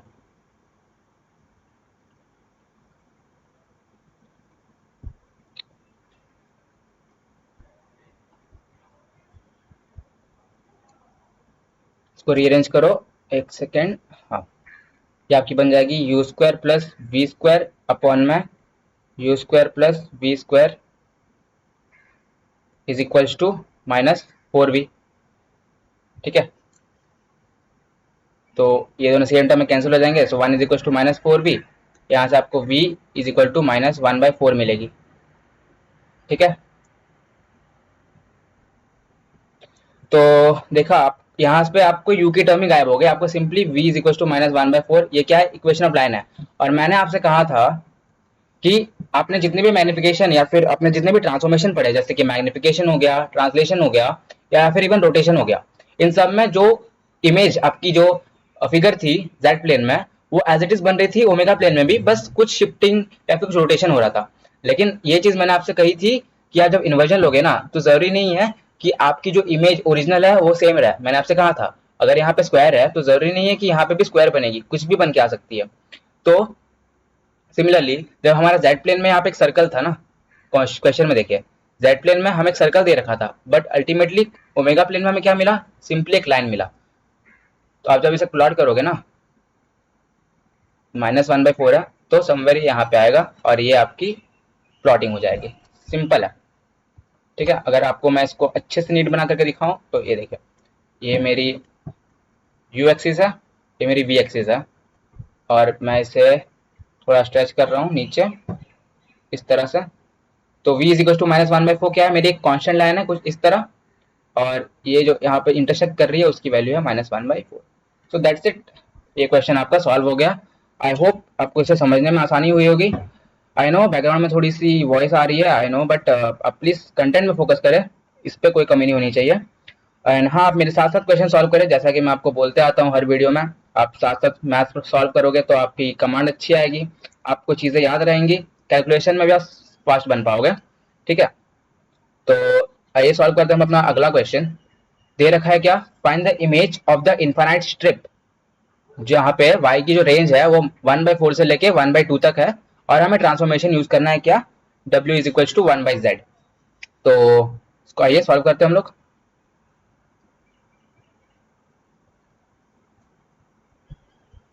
ठीक है, तो हमें क्या दे रखा है, जेड प्लेन में हमें एक स्ट्रिप दे रखी है, जेड प्लेन में स्ट्रिप है।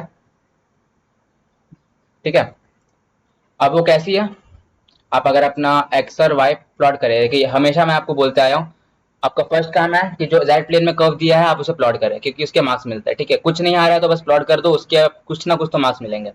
सेकंड स्टेप हमारा क्या था कि जो ट्रांसफॉर्मेशन दिया है उसको यूज करके यू और वी की वैल्यूज निकालो, और जो यू और वी की वैल्यूज आई है उसको यूज करके आप अपना ओमेगा प्लेन में कर्व प्लॉट करो। ठीक है, बेसिकली अभी तक यही करता है। तो ये मेरा एक्स है, ये मेरा वाई है, ये मेरा जेड प्लेन है। ठीक है, अब बोला क्वेश्चन में क्या, जेड प्लेन में एक स्ट्रिप है। ठीक है, इस बार कोई इनफाइनाइट स्ट्रिप देखे रखी है जिसकी y की जो रेंज है वो y इज इक्वल्स टू 1/2, ये एक लाइन हो गई, और y इज इक्वल्स टू, ये y इज इक्वल्स टू 1/4 है। ठीक है, ये y इज इक्वल्स टू 1/4 है, और ये y इज इक्वल्स टू 1/2 है। तो बेसिकली इतने पोर्शन में हमारा जो स्ट्रिप है ना, वो इस तरफ -इन्फिनिटी तक जा रहा है और इस तरफ +∞ तक जा रहा है, इसलिए यहाँ पे इनफाइनाइट स्ट्रिप हमें क्वेश्चन में बोला है। और y में ये फाइनाइट लेंथ में वेरी कर रही है, जो कि 1/4 से लेके 1/2 तक है। आई होप यहाँ तक आप समझ गए। अब ट्रांसफॉर्मेशन में क्या लेने बोला है, 1/z। अब देखिए मैं आपको फिर से सॉल्व करके नहीं दिखा रहा हूँ, क्यों? क्योंकि अभी हमने इसको ऊपर सॉल्व किया ना। w is equal to 1/z कैसे सॉल्व करते हैं ट्रांसफॉर्मेशन? आप इसको w को u और v के फॉर्म में लिखोगे, ये करोगे, आप ये सॉल्व करोगे इस तरह से, तो अल्टीमेटली डायरेक्ट रिजल्ट जो आपको आने वाला है, आप क्या होगा, डायरेक्ट रिजल्ट जो आपको मिलेगा वो है आपका x is equals to v upon में u square plus v square, and y की वैल्यू क्या आई थी आपको पिछले वाले से, माइनस वी अपॉन में u square plus v square. अब इस बार हमें इसका कुछ काम नहीं है, क्यों? क्योंकि x में तो ये इन्फानाइट है, ठीक है। तो ओमेगा प्लेन में भी जब हम इसमें इन्फिनिटी पुट करेंगे तो ऑब्वियसली ये सारी वैल्यू पूरी की पूरी यूजलेस होगी, हमारे लिए कोई सेंस नहीं बनाती है। हमें क्या दे रखा था, y की वैल्यू एक बार 1/2 है एंड y की वैल्यू एक बार 1/4 है, क्योंकि इतने ही लेंथ में तो हम वर्टिकली वेरी कर रहे हैं ना, y इज इक्वल टू 1/4 से y इज इक्वल टू 1/2। तो मैं इसको इनटू कंसिडरेशन ले रहा हूँ, इसको मैं कंसिडर कर रहा हूँ y is equal to minus v upon में u square plus v square. तो जब मेरी y की वैल्यू 1/2 होगी, मैं यहाँ पे डाल रहा हूँ is equal to minus v upon में u square plus v square, तो क्या बन जाएगी ये, मैं क्रॉस मल्टीप्लाई कर रहा हूँ, u square plus v square is equal to minus 2v, ठीक है। तो ये मेरी बन जाएगी u square plus v square plus 2v is equal to 0। Again मैंने आपको पिछले वाले क्वेश्चन में जो वो सर्कल वाली क्वेश्चन थी, याद है आपको, यहाँ पे ये इस फॉर्म में दे रखी थी, हमने इसको स्टैंडर्ड फॉर्म में कन्वर्ट किया। कैसे? देखिए यहाँ पे y का कुछ एक्स्ट्रा टर्म था तो हमने उसको स्क्वायर, परफेक्ट स्क्वायर बनाया। अगर सिमिलरली x में कुछ एक्स्ट्रा टर्म होता तो हम लोग उसके जो कोएफिशिएंट है उसका हाफ लेकर के स्क्वायर करते, ऐड सब्ट्रैक्ट दोनों करते, ठीक है। तो सिमिलरली वही चीज यहाँ पे भी फॉर्म में अकर हुई है इस वाले क्वेश्चन में। तो जब आप इसको प्लॉट करोगे तो आपको एक सर्कल बनती हुई दिखेगी, ठीक है, जिसको आप प्लॉट करोगे, फाइन। सिमिलरली सेकेंड, जब आपकी y की वैल्यू 1/4 होगी, आप डालोगे किसमें, y is equal to minus v upon में u square plus v square, इस वाले एक्सप्रेशन में डालोगे। तो 1/4 is equal to minus v upon में u square plus v square, cross multiply करो तो क्या बन जाएगा, u square plus v square is equal to minus 4v। Again यहाँ पे स्विच करो, is equal to 0। Again u तो स्टैंडर्ड फॉर्म में है, लेकिन v का कुछ एक्स्ट्रा टर्म है, स्क्वायर वाला टर्म तो ठीक है बट साथ में कुछ लीनियर टर्म है, तो आप इसके कोएफिशिएंट के हाफ से इस एक्सप्रेशन में उसको स्क्वायर करके ऐड भी करोगे, सब्ट्रैक्ट भी करोगे, तो अगेन आपको यहाँ से भी एक सर्कल मिलेगी, आपको दिख रही है, ठीक है। तो जब आप ये देखो दोनों सर, इसका भी पहला एक्सप्रेशन जब y की वैल्यू हमने हाफ ली, यहाँ से भी सर्कल हमें मिली। जब हमने y की वैल्यू 1/4 ली, इसके लिए भी हमें सर्कल मिली। तो क्या करोगे आप फाइनल रिजल्ट में, मैं आपको बस ओवरव्यू दे रहा हूँ, आप खुद से सॉल्व करके आंसर मुझे बताओगे किस तरह का कर्व आता है, ठीक है। तो मैंने ये करा, ये मेरा u एक्सिस है, ये मेरा v एक्सिस है। तो जब y की वैल्यू हाफ ली हमने तो हमें कुछ एक सर्कल मिलेगा। सिमिलरली जब हमने y की वैल्यू को 1/4 ली तो अगेन हमें कुछ सर्कल मिलेगा, और क्योंकि मैंने क्वेश्चन सॉल्व करके रखा हुआ है ना, तो मुझे पता है वो कुछ इस तरह से सर्कल बन रहा है जो इसके एक जगह पे छू के निकल रही है। तो फाइनली आपको दोनों का इंटरसेक्शन लेना है, तो इंटरसेक्शन पॉइंट आपका ये बनेगा। तो आपको जो फाइनल कर्व बनेगी ना, यू जो आपकी ओमेगा प्लेन में फाइनल कर्व बनेगी वो सिंपली इतनी बनने वाली है, ऐसे, ठीक है। आप इसे खुद से सॉल्व करना, एंड आई होप मैंने आपको इतना समझा दिया है कि आप इसको कर पाएंगे अच्छे से। और अगेन एक चीज आपने फिर नोटिस करी होगी, इन्वर्जन में हमेशा कभी कर्व सेम आ ही नहीं रही है, मतलब आ सकती है but most of the time नहीं आएगी, क्योंकि देखिए हमें दे रखा था एक सिंपली एक स्ट्रिप, लेकिन हमें ऑब्टेन क्या हुआ, एक आर्क टाइप की स्ट्रक्चर, है कि नहीं। पिछले बार में भी हमें एक सर्कल दे रखी थी बट हमें मिली एक लाइन सिंपली। तो बस ये इन्वर्जन की खासियत है ना, कि इन्वर्जन जब ट्रांसफॉर्मेशन आप लेते हो तो आपकी पूरी जेड प्लेन की जो फिगर है वो पूरी की पूरी बदल जाती है। तो दैट्स इट, ये आपका था। मैं आपको एक और क्वेश्चन करवा देता हूँ, लेकिन उस क्वेश्चन में आने से पहले मैं आपको एक्सप्लेनेशन पढ़ा देता हूँ, ठीक है। ये क्वेश्चन मैं आपको होमवर्क में दे रहा हूँ, क्योंकि मैंने आपको बहुत सारे अच्छे क्वेश्चन करा दिए। ये क्वेश्चन सिमिलर है क्योंकि हमने ये पढ़ा हुआ है ना रोटेशन में, इस तरह का सिमिलर कराया हुआ है। तो आप इसे सॉल्व कीजिए खुद से, ये होमवर्क मैं आपको दे रहा हूँ। मैं आपको ये सॉल्व करवा देता हूँ, ठीक है। तो चलिए देखते कैसे सॉल्व करते हैं इसको। तो आते हैं सॉल्यूशन। तो हमें क्या दे रखा है, हमें दे रखा है जेड प्लेन में equation mod z equal to 1। इस बार हमें सीधे सीधे कर्व देके नहीं रखी है, उन्होंने कुछ एक्सप्रेशन दिया है जो कि जेड के टर्म में है, और क्योंकि जेड के टर्म में तो ऑब्वियसली जेड प्लेन में ये फिगर बनने वाली है कि नहीं। और हमें ट्रांसफॉर्मेशन यूज करना है क्या, जेड प्लस 2 प्लस 4i। अब आप देखो ये क्या मेरा है, एक कॉम्प्लेक्स कॉन्स्टेंट है ना, ये कॉम्प्लेक्स कांस्टेंट है। और z प्लस, तो इसको मैं अगर अल्फा बोलो तो z प्लस अल्फा, तो ये क्या है मेरा, ये ट्रांसलेशन वाली याद आई। हालांकि आपको इसको देखने की जरूरत नहीं है एग्जाम में, बट क्योंकि आपने टॉपिक्स पढ़ रखे हैं तो मैं चाहता हूँ आप रिलेट कर पाए, क्योंकि अल्टीमेटली हमें निकालना तो बस आंसर ही है, बट आपको समझ में आनी चाहिए। तो हमें क्या दे रखा है, मॉड z इक्वल टू 1। हमें पता है z की वैल्यू क्या होती है, x प्लस आई वाई होती है। तो अगर हम इसका मैग्नीट्यूड ले या फिर मॉड्यूलस ले तो क्या बनेगी, x square plus y square बनेगी। तो मैं इसको यहाँ सब्स्टिट्यूट कर रहा हूँ, ठीक है। तो हमें मिलेगी x square plus y square is equal to 1। अब मैं अगर दोनों तरफ स्क्वायर करूँ तो क्या हो जाएगा, वो x square plus y square is equal to 1 बनेगी। तो ये क्या है, मेरी इक्वेशन ऑफ सर्कल है, जिसका सेंटर क्या है 0,0 और इसका रेडियस क्या है 1 है, ठीक है। अब हमें ट्रांसफॉर्मेशन क्या लेना है, omega is equal to z plus 2 plus 4i लेना है। तो हमें पता है कि ओमेगा की वैल्यू होती है u प्लस आई वी, और z होती है मेरी x प्लस आई वाई, और ये simply as it is copy कर लेंगे हम। तो u प्लस आई वी मेरा किसके बराबर बन जाएगा, ये बन जाएगा x प्लस 2, और ये आयोटा वाला कॉम्पोनेंट मैं कॉमन ले रहा हूँ। तो अगर मैं रियल और इमेजिनरी पार्ट कंपेयर करूँ तो यहाँ से u की वैल्यू निकल के आती है क्या, x प्लस 2, एंड मेरी v की वैल्यू निकल के आती है y प्लस 4, ठीक है। तो क्योंकि अब हमारी दो स्टेप कंप्लीट हो चुकी है, हमने एक तो प्लॉट कर दिया,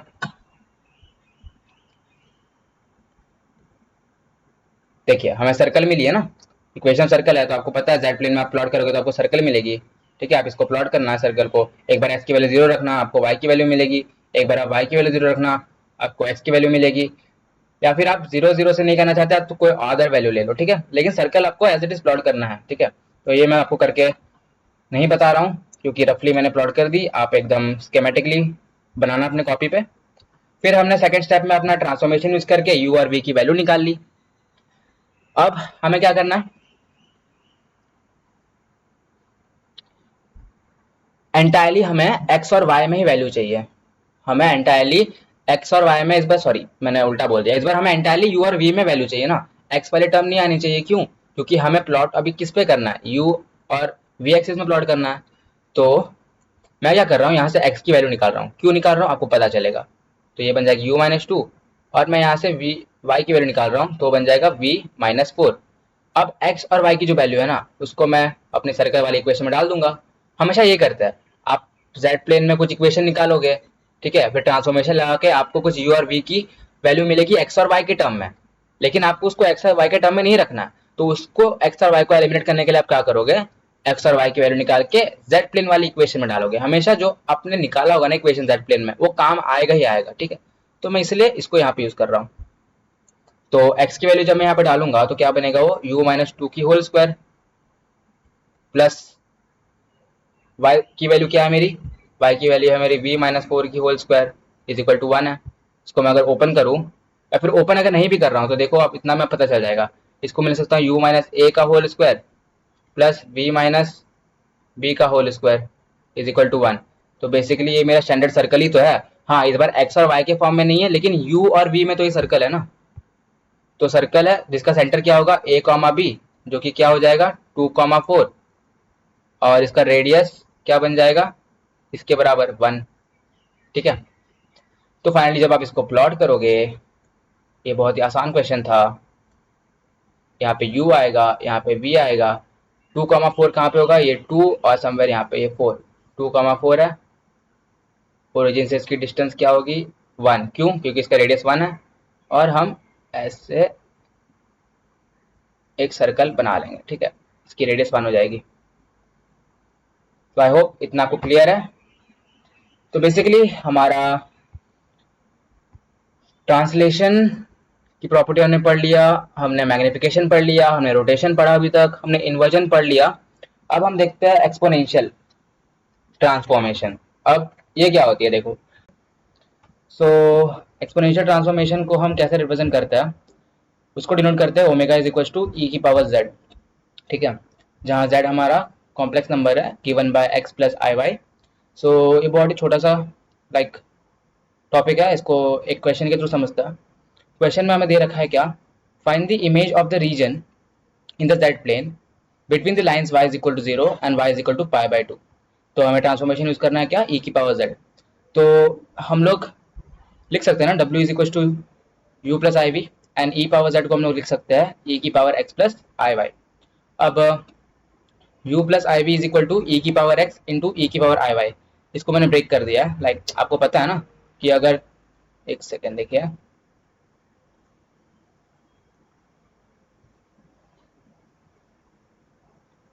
इफ आई हैव 2 की पावर m इंटू 2 की पावर n, तो मैं इसको लिख सकता हूँ ना 2 की पावर m प्लस n। तो सिमिलरली मैं यहाँ से उल्टा रिवर्स गया हूँ। ठीक है, तो अब मैंने लिखा u plus i v is equal to e की पावर x, एंड मुझे पता है कि e की पावर आई थीटा को मैं लिख सकता हूँ cos theta plus i sine theta. तो सिमिलरली यहाँ थीटा जो है मेरा y से रिप्लेस हो गया, तो इसको मैंने लिखा e की power x into cos y plus i sine y. When I open this up, मुझे मिल रहा है e की power x into cos y plus i times e की power x into sine y. So now if I compare the real part and the imaginary part on the left hand side and the right hand side, मुझे क्या मिल रहा है, u is equal to e की power x into cos y and v is equal to this thing which is e की power x into sin y। तो अब देखिए question में क्या है, हमें सिर्फ y का डेटा दिया हुआ है, हमें दिया गया y is equal to 0 and y is equal to pi by 2। कहीं पे भी क्वेश्चन में x का जिक्र नहीं किया गया है। ठीक है, तो इसलिए मैं क्या कर रहा हूँ ना, मैं चाहता हूँ कि मेरे इस इक्वेशन में कहीं भी x ना है। सो what I am doing is now I am dividing u and v। तो उससे क्या होगा कि मेरा ये जो है e की पावर x, e की पावर x कैंसिल हो जाएगा। सो मैंने लिया क्या, I am calculating v by u। तो v मेरा क्या है, e की power x into sine y and u is my cos y, क्योंकि e की पावर x e की पावर x कैंसिल हो जाएगा। So what I am left with is only tan y। ठीक है, अब मुझे क्या बोला है क्वेश्चन में कि मेरा y इज इक्वल टू 0 है और एक बार मेरा y is equal to pi by 2 है। तो मैं जब y को 0 रखूंगा तो what tan 0 will become, tan 0 0 ही होता है। ठीक है, तो ये मेरा पहला इक्वेशन है। फिर y is equal to pi by 2 जब मैं ले रहा हूँ तो v बाई u मेरा क्या बन रहा है, v बाई u मेरा बन रहा है tan pi by 2, and you know that tan pi by 2 means infinity को टेंड कर रहा है वैल्यू। सो मैं क्या बोल सकता हूँ, v बाई u मेरा इन्फिनिटी है। तो मेरा इन्फिनिटी कब बनेगा, जब मेरा u इज इक्वल टू 0 होगा, and u is equal to 0 means what, u is equal to 0 means my v axis. Similarly यहाँ पे क्या था, v बाई u मेरा 0 बन रहा है। v बाई u मेरा 0 कब बनेगा, जब मेरी u की वैल्यू टेंड करेगी इन्फिनिटी को, क्योंकि something upon infinity is nothing but 0 ना। तो u इन्फिनिटी मतलब यहाँ पे स्ट्रेच आउट कर रहा है पूरा यहाँ तक, v मेरा ये पूरा एक्सिस और ये मेरा पूरा एक्सिस। तो मेरा रीजन पूरा इन्फाइनाइटली बन रहा है, यहाँ पे भी इन्फिनिटी तक जा रहा है, ऊपर भी इन्फिनिटी तक जा रहा है। So this is my required region. ठीक है,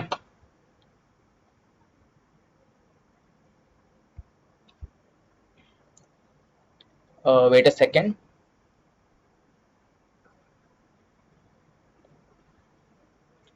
सो हमारा अगला क्वेश्चन है, find the image of the infinite strip between the lines x equal to 1 and x equal to 3 under the transformation w is equal to z square। अब देखिए, आप पढ़ने के लिए इसको अलग से एज अ यूनिक ट्रांसफॉर्मेशन पढ़ सकते हैं, जिसको हम लोग बोलते हैं स्क्वायर ट्रांसफॉर्मेशन। बट अलग से लाइक अलग अलग नाम जानने की जरूरत नहीं है, क्योंकि यहाँ पे सिंपली हमें कुछ नया नहीं करना है। हम यहाँ पे क्या करेंगे, z की वैल्यू को रखेंगे x प्लस आई वाई, उसको स्क्वायर करेंगे एंड देन अगेन फाइनली हम लोग u और v कोएफिशिएंट कंपेयर करके रियल पार्ट और इमेजिनरी पार्ट निकाल लेंगे। ठीक है, सो मैं चाहता हूँ कि आप इसको खुद से करें। कोई डाउट होगा तो आप मुझे कमेंट में मैसेज करिएगा, मैं इसका सोल्यूशन अपलोड कर दूंगा। और ये मैं आपको करवा ही चुका हूँ, w is equal to e की पावर जेड ट्रांसफॉर्मेशन का। ठीक है, सो एक हमारा सेकेंड लास्ट टॉपिक जो है बच रहा है, वो है linear transformation. Linear transformation so basically ये कुछ नया नहीं है, अभी तक आपने जितने भी ट्रांसफॉर्मेशन पढ़े हैं उसमें से translation plus magnification plus rotation, ये तीनों ट्रांसफॉर्मेशन मिलके आपका क्रिएट करता है लीनियर ट्रांसफॉर्मेशन। और इसको हम लोग रिप्रेजेंट करता है इस फॉर्म में W इज इक्वल टू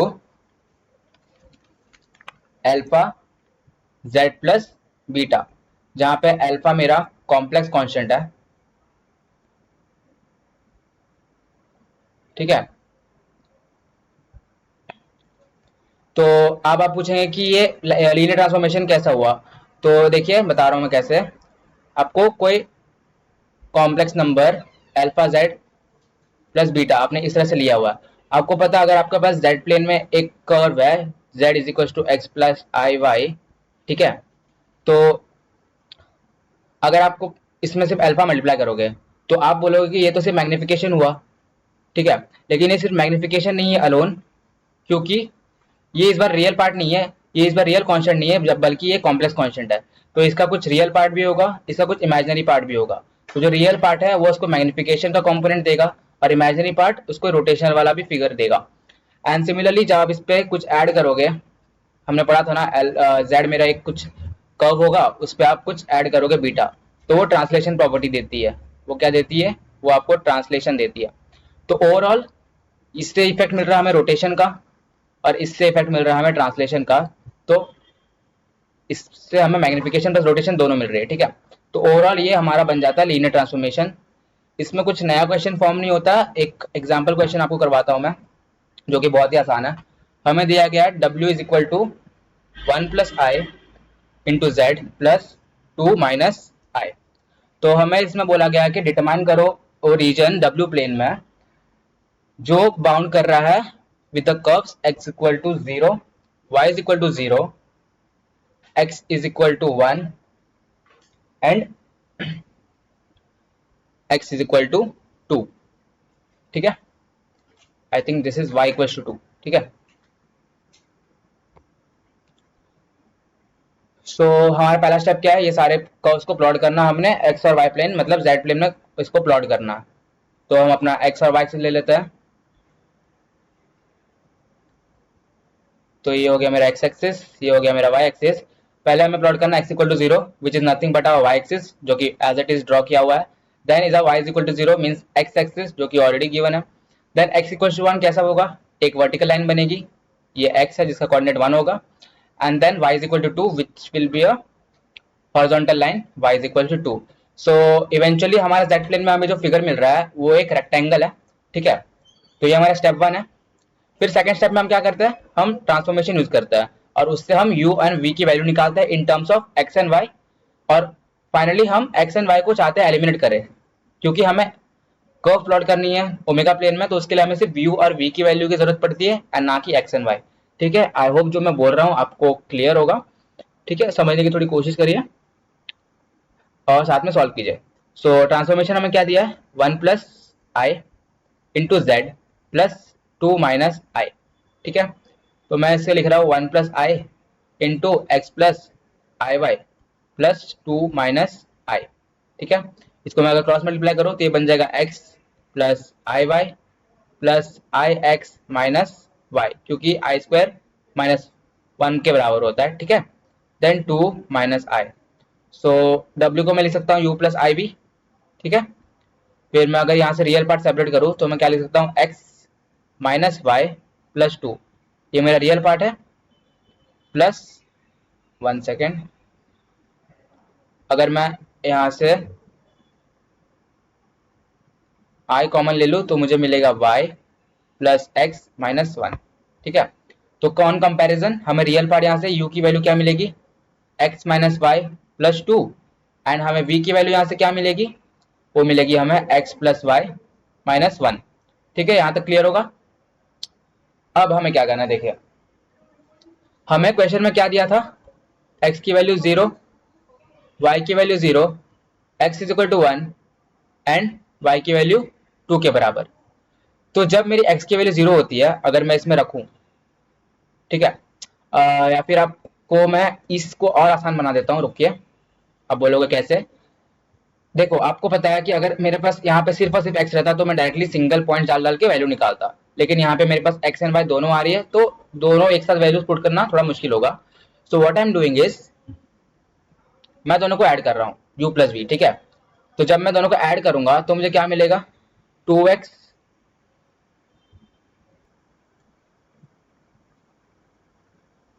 तो u एंड v को जब मैं ऐड करूंगा तो क्या मिलेगा मुझे, x प्लस एक्स 2x, ये माइनस वाई प्लस वाई से कैंसिल हो जाएगा, and plus two minus one is plus one. Similarly जब मैं u माइनस वी निकालूंगा तो x माइनस एक्स मेरा कैंसिल हो जाएगा, माइनस वाई और minus y minus two y बन जाएगा, एंड प्लस इधर 3 बन जाएगा, ठीक है। तो अब इसमें नोटिस करिए, यहाँ पे मेरे पास सिर्फ x का टर्म आ रहा है और यहाँ पे मेरे पास सिर्फ y का टर्म आ रहा है। तो अब अगर मैं अपने पॉइंट सिलेक्ट करूँ जो कि दिया था x equal to zero, y is equal to zero, x is equal to one and y is equal to two, ठीक है। तो जब मेरी x की वैल्यू जीरो होगी, इसमें मैं पुट कर रहा हूँ, तो मुझे यहाँ से u प्लस वी की वैल्यू क्या मिलेगी, तो मुझे मिलेगी one. Similarly y is equal to zero, जब मैं इसमें पुट करूंगा तो मुझे u माइनस वी की वैल्यू क्या मिलेगी, थ्री। सिमिलरली जब मेरी x की वैल्यू वन होगी, मैं इस पे पुट करूंगा और मुझे मिलेगी u plus v is equals to two into one, that is two plus one, three. And finally जब मैं y की वैल्यू टू पुट करूंगा इस पे, तो क्या बनेगा, minus two into two which is minus four plus three minus one, so मैं u minus v is equal to minus one. तो अब आपके पास ये चार लाइन की इक्वेशन है, ठीक है। आप इसे इंडिविजुअली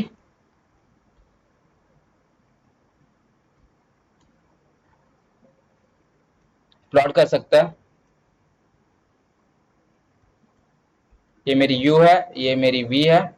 अब इस पे जब सारे लाइन पुट करोगे तो आपको कुछ ना कुछ कर्व मिलेगा, वो कर्व आप फाइंड आउट करोगे एंड कमेंट में मुझे बताओगे, ठीक है।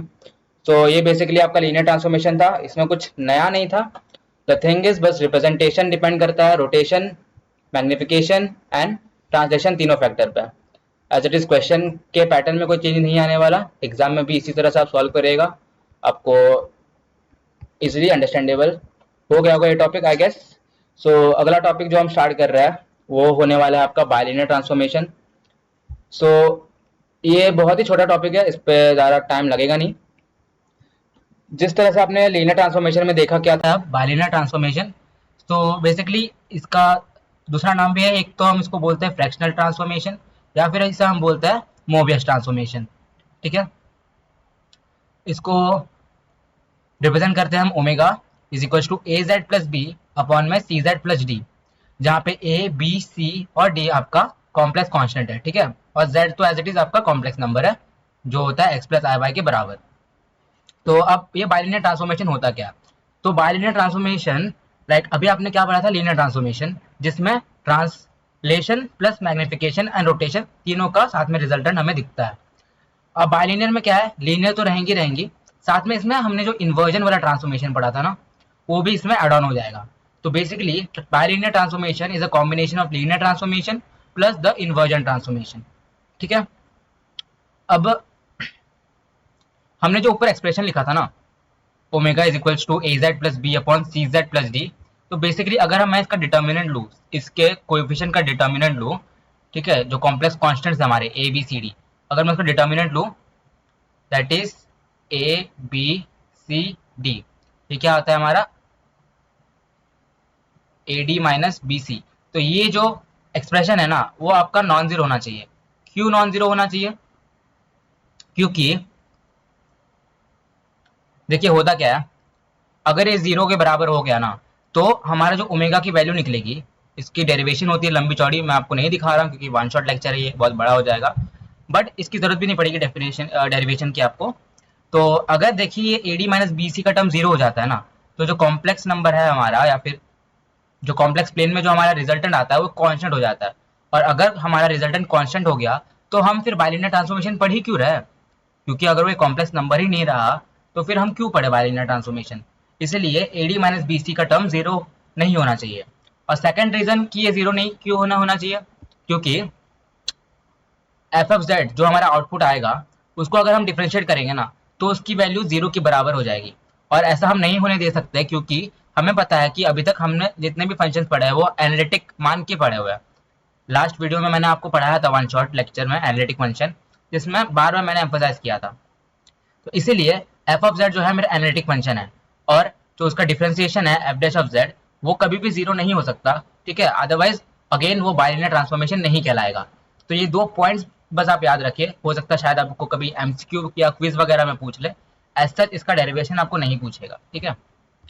फिर हम आते हैं क्रॉस रेशियो, जिसकी मदद से हम सारे क्वेश्चन सॉल्व करने वाले हैं इस लेक्चर में। बहुत छोटा सा टॉपिक है। तो क्रॉस रेशियो देखिए होता क्या है, हम इससे रिप्रेजेंट करते हैं W minus W1 W2 minus W3 upon में W1 minus W2 W3 minus W is equal to Z minus Z1 into Z2 minus Z3 upon में Z1 माइनस Z2 अपॉन में Z3 माइनस Z। अब आप पूछोगे भैया directly आपने बड़ा expression लिखा क्यों? क्योंकि क्रॉस रेशियो जो है ना, आपको पता है क्वेश्चन किस तरह से आएंगे। आपको बोला जाएगा कि आप मुझे बाइलिनियर ट्रांसफॉर्मेशन लेकर के बताओ ऐसे 3 पॉइंट्स का जो कि Z प्लेन में है, ठीक है। यहाँ पे मैंने जो Z लिखे है Z1 Z2 Z3, ये मेरे Z प्लेन के कुछ कर्व्स होंगे। देन ओमेगा 1 ओमेगा 2 ओमेगा 3 ये मेरे कुछ ओमेगा प्लेन के कर्व्स होंगे, जैसे कि मैंने आपको अभी तक सॉल्व करके दिखाया था पिछले कुछ वीडियोज में। तो आपको क्वेश्चन कुछ ऐसे आएगा कि मुझे बताओ कि मेरे पास कुछ पॉइंट्स है, मान लो मेरे पास I है, 2I है, 2 है, इसका मुझे आप बाइलिनियर ट्रांसफॉर्मेशन लेकर के बताओ ऑन ओमेगा प्लेन, ठीक है। तो इसलिए 3 पॉइंट्स, हमें हमेशा 3 पॉइंट दिया रहेगा, तो हम इसलिए Z1 Z2 Z3 और ये लेते हैं। और इस एक्सप्रेशन को याद रखने का तरीका मैं आपको अगर बता दूं, एक सेकेंड, इसको मैं आपके लिए मार्क कर देता हूं। तो आप पूछोगे कि इतना बड़ा एक्सप्रेशन मैं याद कैसे रखूं, ठीक है। तो ऊपर आप देखो नीचे कुछ नहीं है, तो मैं इसको 0 बोल सकता हूँ।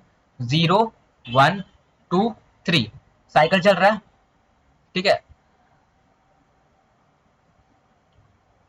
तो आप ऐसे याद करना, ऊपर में आप लिखोगे 0 1 2 3 इसकी साइकिल अपॉन में 1 2 3 और यहाँ कुछ नहीं तो मतलब 0, तो नीचे में 1 2 3 0 का साइकिल आप लेके चलोगे। 0 मतलब ओमेगा 0 ओमेगा 1 ओमेगा 2 ओमेगा 3 और नीचे मतलब ओमेगा 1 ओमेगा 2 ओमेगा 3 और सिंपली ओमेगा। तो ये Z के लिए भी सेम काम करेगा, ठीक है। एक सेकंड, पीछे बैकग्राउंड बहुत आवाज आ रही है।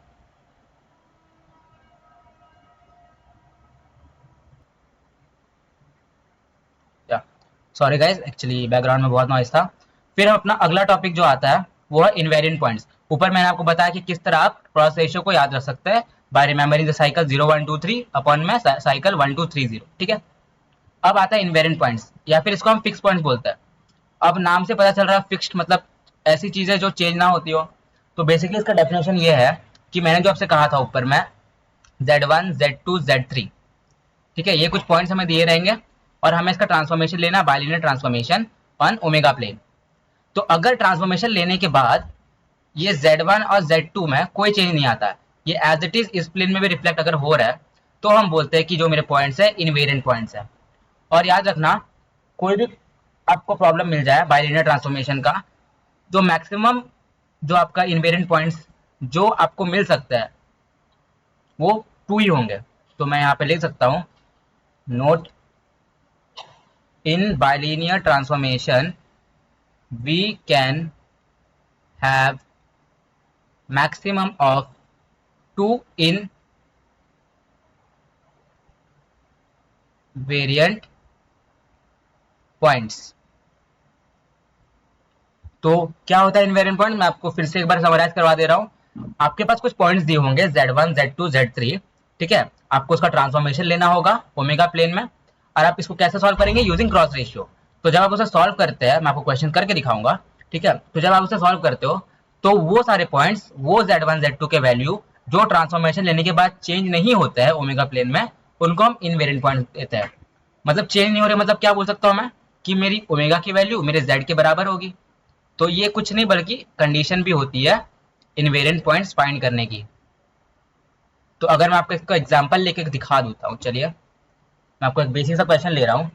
मुझे दिया गया है W is equal to Z minus 1 upon में Z प्लस 1, ठीक है। अब मुझे बताओ कि क्वेश्चन ने पूछा है कितने इसके इनवेरिएंट पॉइंट्स निकलेंगे। तो इनवेरिएंट पॉइंट्स की कंडीशन क्या होती है, हम ओमेगा को z से रिप्लेस करेंगे। तो ये लिख सकता हूँ मैं इसको z is equal to z minus one में अपॉन में z प्लस वन। तो ये क्या बन जाएगा, z इंटू में z plus one is equal to z minus one which is nothing but z square plus z is equal to z minus one. अब ये z इससे कैंसिल हो जाएगा, ठीक है, बचेगा क्या हमारे पास, z square is equal to minus one. So हमारा z क्या निकल के आएगा, under root of minus one which is nothing but z is equal to plus minus iota, ठीक है। तो मैक्स हमारे दो इनवेरिएंट पॉइंट्स यहाँ पे आए, वो है एक i और एक है minus i। So I hope आपको समझ में आ गया होगा कि इनवेरिएंट पॉइंट्स होते क्या है और उससे कैसे निकालते हैं, ठीक है। अब हमने आपको पढ़ाया ऊपर में कि हम क्रॉस रेशियो कैसे निकालते हैं, ठीक है। और क्रॉस रेशियो क्यों निकालते हैं, क्योंकि इसकी मदद से हम बाइलिनियर ट्रांसफॉर्मेशन के क्वेश्चन सॉल्व कर सकते हैं। तो आइए इसके कुछ क्वेश्चन भी देखते हैं। उससे पहले आप एक बार इसको फिर याद कर लीजिए। देखिए, आप किसी भी साइड में लिख सकते हैं, जेड को या ओमेगा को, फर्क नहीं पड़ता, बस आप ऑर्डर को ध्यान में रखिए। ऊपर का साइकिल में आएगा क्या, 0 1 2 3, और नीचे के साइकिल में आएगा क्या, 1 2 3 0, ठीक है। तो आइए क्वेश्चन को देखते हैं हम। हमें पहला क्वेश्चन दे रखा है, अगर मैं इसको ये करता हूं, ठीक है।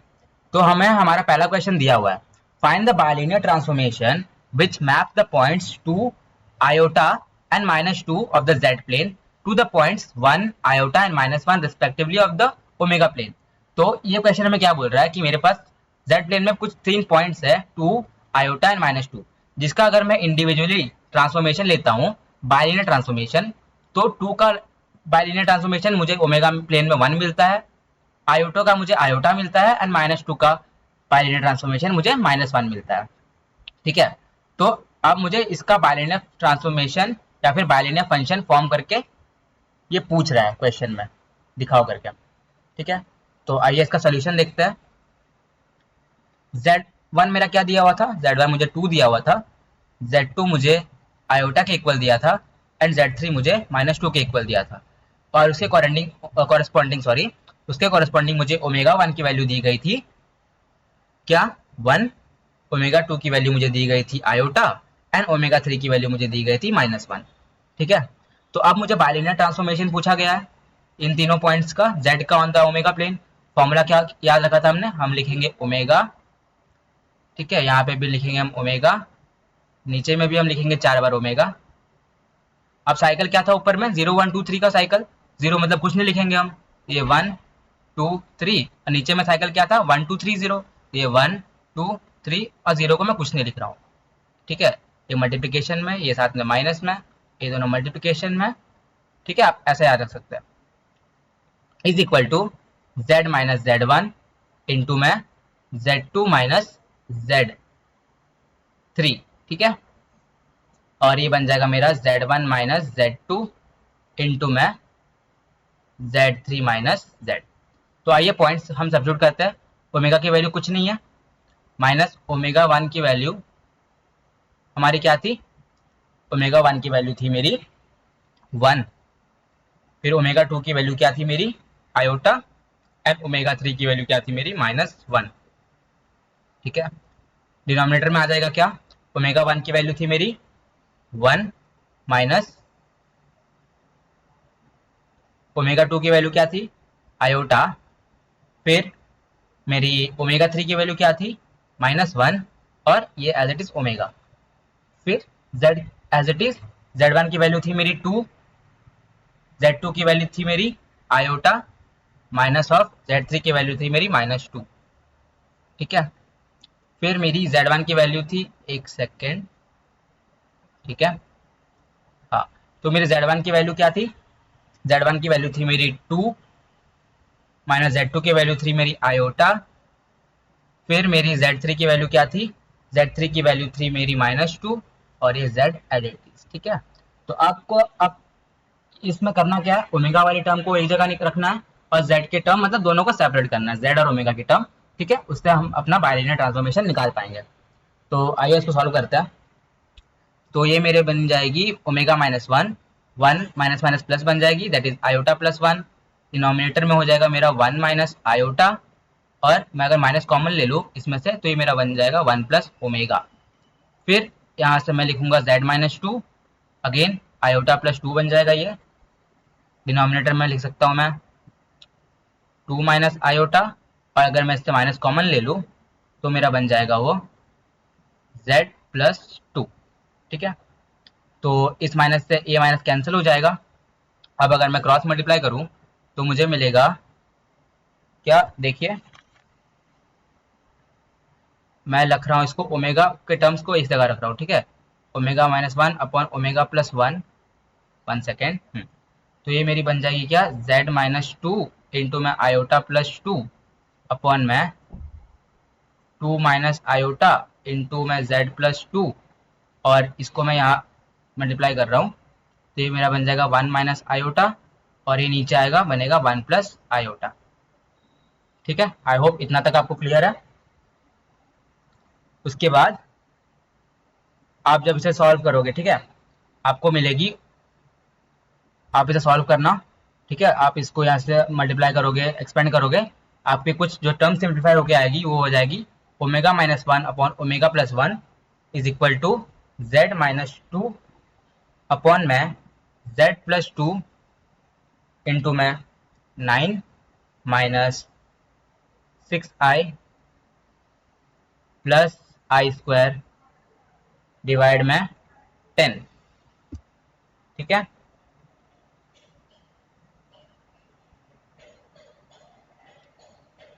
ये मैंने डायरेक्टली लिखा हुआ है, मैं अभी भी आपको बता रहा हूँ, आप इसे खुद से सॉल्व करेंगे क्योंकि कैलकुलेशन आप खुद से करोगे तो भी आपको आपकी गलतियां समझ में आएंगी। ठीक है, यहाँ तक हमें मिलेगा।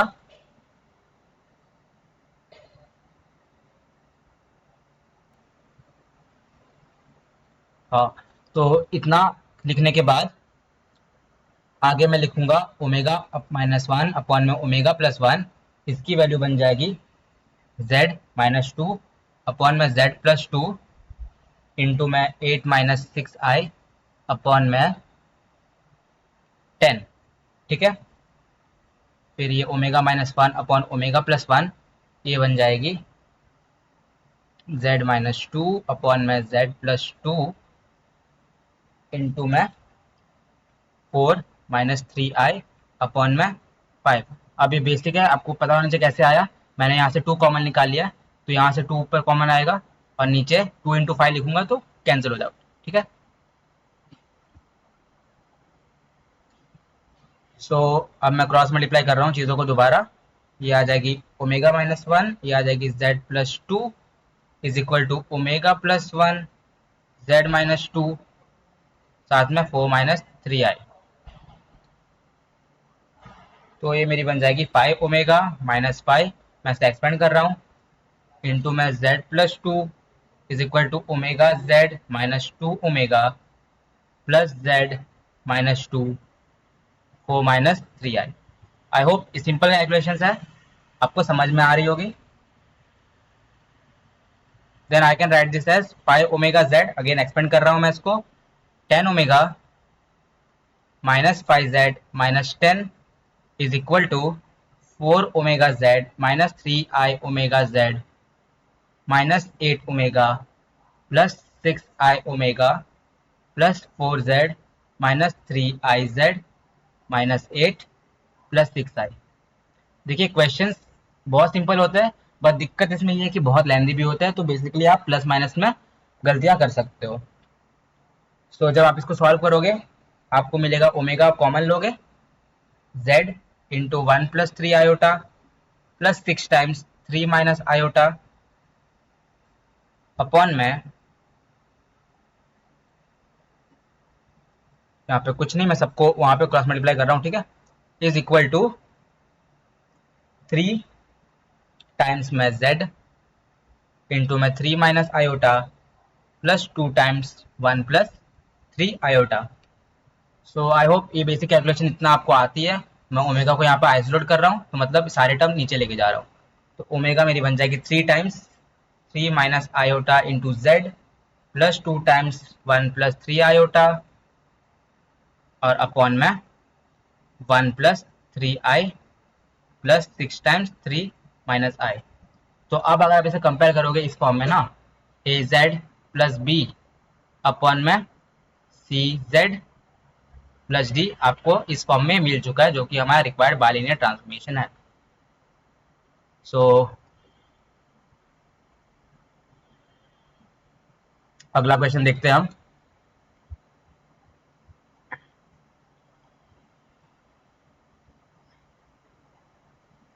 सो द नेक्स्ट क्वेश्चन जो हमें दे रखा है वो बोला है let f of z be a bilinear transformation such that f of infinity की वैल्यू 1 है, एफ ऑफ आई की वैल्यू आयोटा है और एफ ऑफ माइनस आई की वैल्यू माइनस आई है।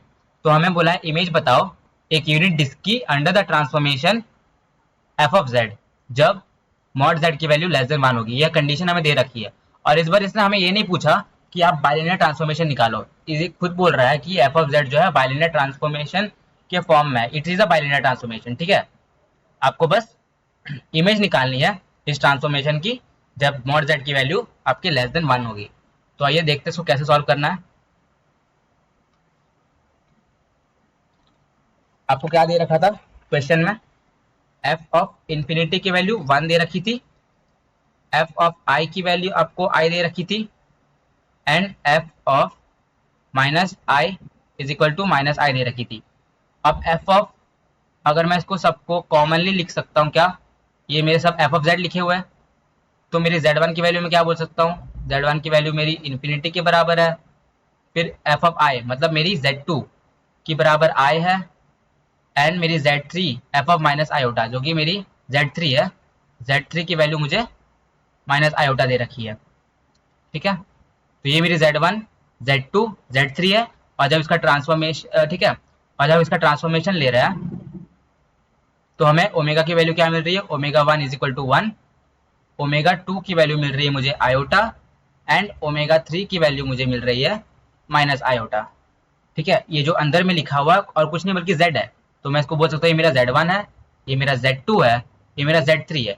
और इनके कॉरस्पॉन्डिंग जेड वन के कॉरस्पॉन्डिंग ओमेगा वन की वैल्यू वन है, जेड टू के कॉरस्पॉन्डिंग ओमेगा टू की वैल्यू आई है और जेड थ्री के कॉरस्पॉन्डिंग ओमेगा थ्री की वैल्यू माइनस आई है। सो आई होप आप इसे डिकोड करना सीख गए होंगे क्वेश्चन से कि ओमेगा और जेड की वैल्यू यहाँ पे आइडेंटिफाई कैसे करना है। ठीक है, अब आप देखिए अगेन, क्योंकि ये बाइलिनियर ट्रांसफॉर्मेशन का क्वेश्चन है तो क्रॉस रेशियो हम यूज करेंगे इसमें और उसको यूज करके देखेंगे कि हम अपना इमेज कैसे निकाल रहे हैं।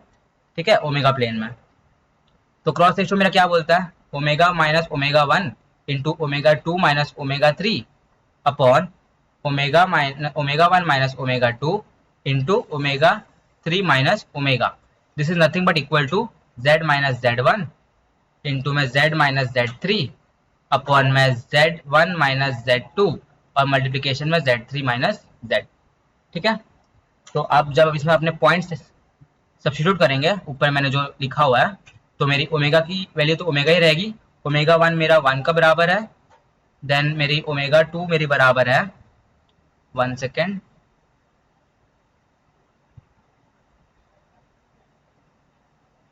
हाँ, तो मेरा ओमेगा टू बराबर है टू,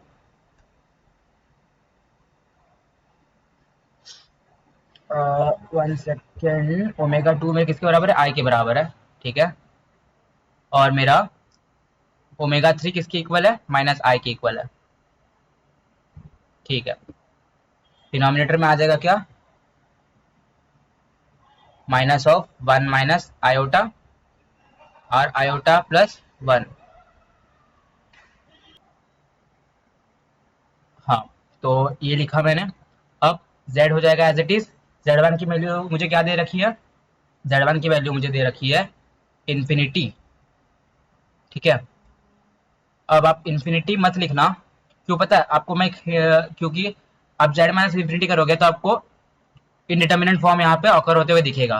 तो आप याद रखना, मैं आपको एक पॉइंट लिखवा दे रहा हूँ यहाँ पे, विच एवर, एक सेकंड मैं आपको अच्छे से लिख देता हूँ ये पॉइंट। ठीक है, note, while solving problems of cross ratio whichever point tends to infinity always take that point out of the bracket and try to eliminate that point as it will result in the occurrence of indeterminate form, जिसको आप solve नहीं कर पाओगे फिर। ठीक है, तो इस क्वेश्चन में मेरा z1 इन्फिनिटी के टेंड हो रहा है, तो इसलिए मैं इसको इन्फिनिटी नहीं लिखूंगा। अब आप देखो आपके क्वेश्चन में कौन से पॉइंट्स इन्फिनिटी टेंड कर रहे थे। आपका z1 जो पॉइंट था वो इन्फिनिटी को टेंड कर रहा था। ठीक है, z क्योंकि मेरा z1 जो था वो इन्फिनिटी के बराबर था, ठीक है नहीं। तो इसलिए मैं यहाँ पे इस एक्सप्रेशन में z1 को कॉमन ले लूंगा ताकि मैं उसको हटा सकूँ। तो अगर मैं z1 यहाँ से कॉमन लूँ तो क्या बन जाएगा मेरा z माइनस में सॉरी z अपॉन में z1 माइनस ये 1 बन जाएगा इंटू में ये z2 माइनस z3 बनेगा मेरा। डिनोमिनेटर में अगेन z1 है तो मैं z1 कॉमन ले रहा हूँ, तो ये मेरा बन जाएगा 1 माइनस z2 अपॉन में z1। ठीक है, और ये z2 माइनस z3। तो देखो z1 मेरा कैंसिल हो गया, तो मेरा जो टर्म इनफाइनाइट बन रहा था वो अब इसमें नो मोर इसमें अब अकर नहीं कर रहा है। ठीक है, तो आप इसे इजीली आप सॉल्व कर सकते हो। तो आप बस ओमेगा की वैल्यू आप इसमें रखो। ठीक है, ओमेगा 1 ओमेगा 2 की वैल्यू तो मैंने इसमें रख दी। आप इसमें z2 z ठीक है वैल्यू रखिए। उसको जब आप सॉल्व करोगे तो आपको जो एक्सप्रेशन मिलेगा ना वो बनेगी आपकी 1 माइनस ओमेगा अपॉन में 1 माइनस आयोटा इंटू में iota plus 1 is equal to 1 upon में z प्लस आयोटा। ठीक है, आप इसे खुद से सॉल्व करना। यहाँ पे आप पहुंचोगे जब आप वहाँ ऊपर z की वैल्यूज रखोगे। तो finally omega minus 1 upon omega plus i iota minus 1 ये मेरा इक्वल हो जाएगा किसके 1 अपॉन में z प्लस आई। कुछ नहीं, सेम चीज़ है, मैंने दोबारा लिख दिया। अब रीअरेंज करो, आप इसको यहाँ भेजो। ठीक है, और इसको यहाँ मल्टीप्लाई करो तो आपको मिलेगा ओमेगा माइनस 1 इंटू में z plus iota is equal to omega plus iota into में आयोटा माइनस 1। अब मैंने आपको कहा था कि z और ओमेगा की टर्म को आप सेपरेट करना होगा। ठीक है, तो वही चीज़ मैं यहाँ करने वाला हूँ। तो मैं इसको लिख सकता हूँ ओमेगा माइनस 1 इंटू में z plus i times omega minus i is equal to iota into omega minus 1 minus iota.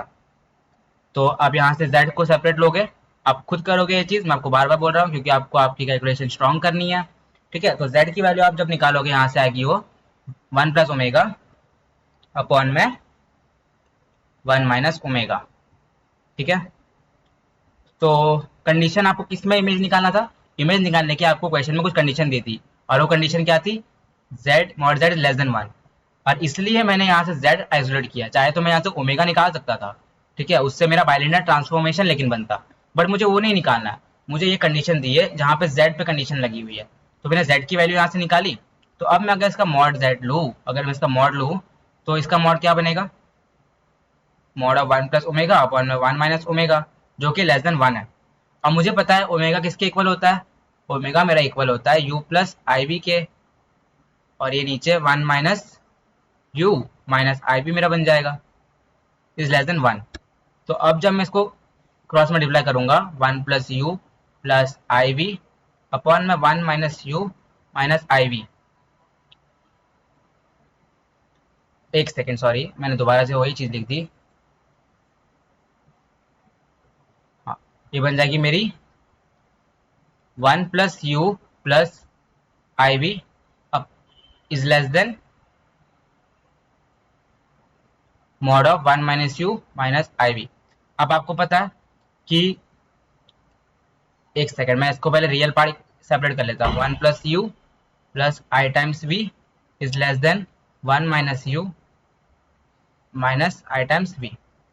अब आपको पता है ये कॉम्प्लेक्स नंबर है इसके, ठीक है, ये रियल पार्ट है, इसका इमेजिनरी पार्ट है। तो कॉम्प्लेक्स नंबर का मॉड कैसे लिखते हैं? रियल पार्ट का स्क्वायर और इमेजिनरी पार्ट का स्क्वायर का सम। तो ये मेरा बन जाएगा क्या? 1 प्लस यू का whole square plus v square which is less than, इसका मैग्नीट्यूड क्या बनेगा? Under root of 1 minus u का होल स्क्वायर और प्लस वी स्क्वायर। और जब आप दोनों तरफ स्क्वायर लोगे तो सिंपली हमारे पास बचेगा 1 प्लस यू का whole square plus v square, जो कि लेस देन होगा 1 माइनस यू का whole square plus v square. So v square से वी स्क्वायर कैंसिल आउट हो जाएगा, हमारे पास बचेगा क्या? 1 प्लस यू का whole square which is less than 1 minus u का होल स्क्वायर। अगर मैं दोनों तरफ स्क्वायर रूट लूँ तो ये मेरा स्क्वायर कैंसिल हो जाएगा। Simply what I will left with 1 plus you is less than 1 minus you. तो 1 प्लस यू, अगर इस सबको यहाँ लेके आओ, minus 1 plus you which is less then 0 बचेगा मेरे यहाँ पे।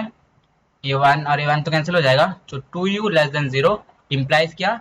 0 is u is less then 0। ठीक है, तो आपकी जो इमेज बनेगी वो सिंपली यू एक्स प्लेन में यानी कि ओमेगा प्लेन में बनानी है। अब वी पे डिपेंड नहीं कर रहा आपका इमेज, फाइनल इमेज। आपको सिंपली जितने भी पॉइंट्स हैं यू से नीचे, यू लेस देन 0 है मतलब जितने भी पॉइंट्स है ना नेगेटिव में, वो सारे आपके ट्रांसफॉर्मेशन होंगे जो कि आपका रिक्वायर्ड इमेज होगा। तो ये था आपका क्वेश्चन, और इसी के साथ मैं ये टॉपिक को हम खत्म करते थे। एक लास्ट क्वेश्चन मैं आपको होमवर्क में दे रहा हूँ, लेकिन उससे पहले कंसेप्ट आप देख लीजिए। अगर आपको लिखा हुआ है mod z is equal to 1, या फिर कुछ भी यहाँ पे हो सकता है, मान लीजिए यहाँ पे कांस्टेंट है, ठीक है, तो मॉड z क्या होता है? Under root of x square plus y square is equal to k. दोनों तरफ अगर स्क्वायर लूँ तो x square plus y square is equal to क्या बन जाता है मेरा? के स्क्वायर। ठीक है, तो ये बेसिकली मेरा क्या बन रहा है? एक सर्कल बन रहा है।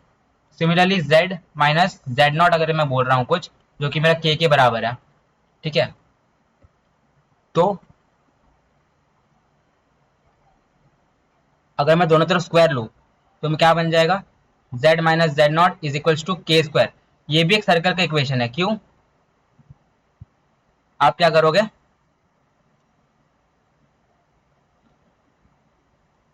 z आपका एक फिक्स है x प्लस आई वाई, और z नॉट आपका कोई कॉम्प्लेक्स नंबर है जो क्वेश्चन में दिया होगा। जब आप सॉल्व करोगे ना,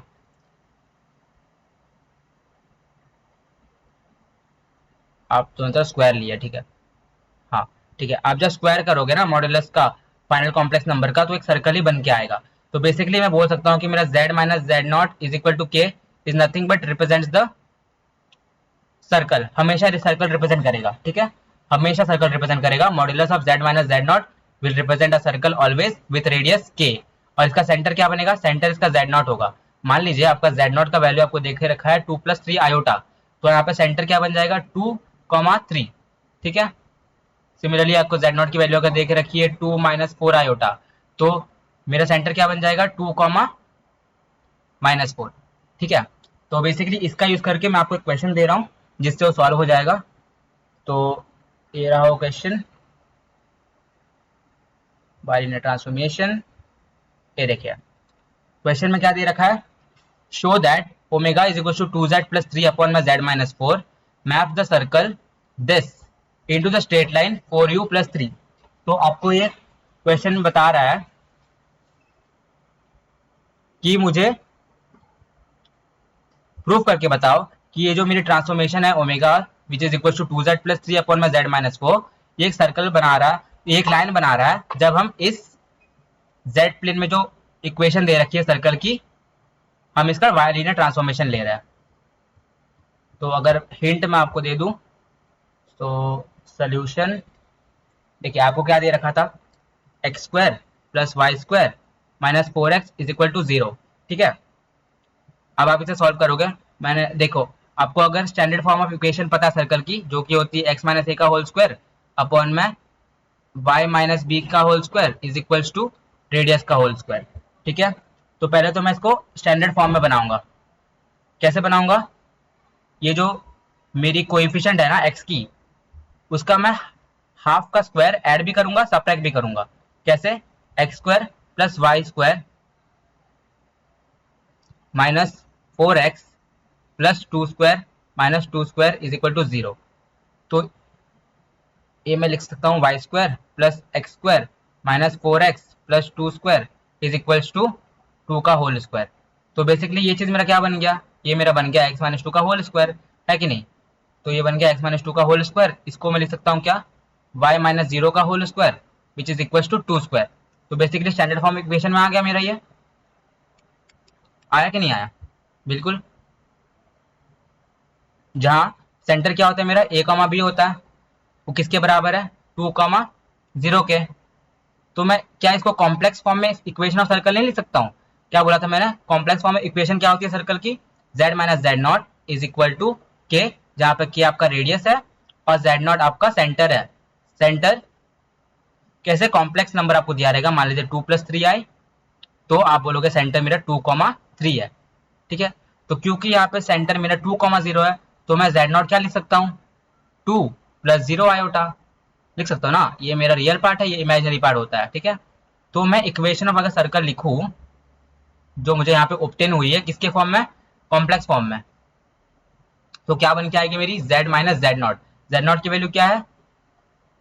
2 प्लस 0 आए। अब क्योंकि ये 0 है तो फर्क नहीं पड़ता, तो अब मैं इसको सिंपली लिख सकता हूँ क्या?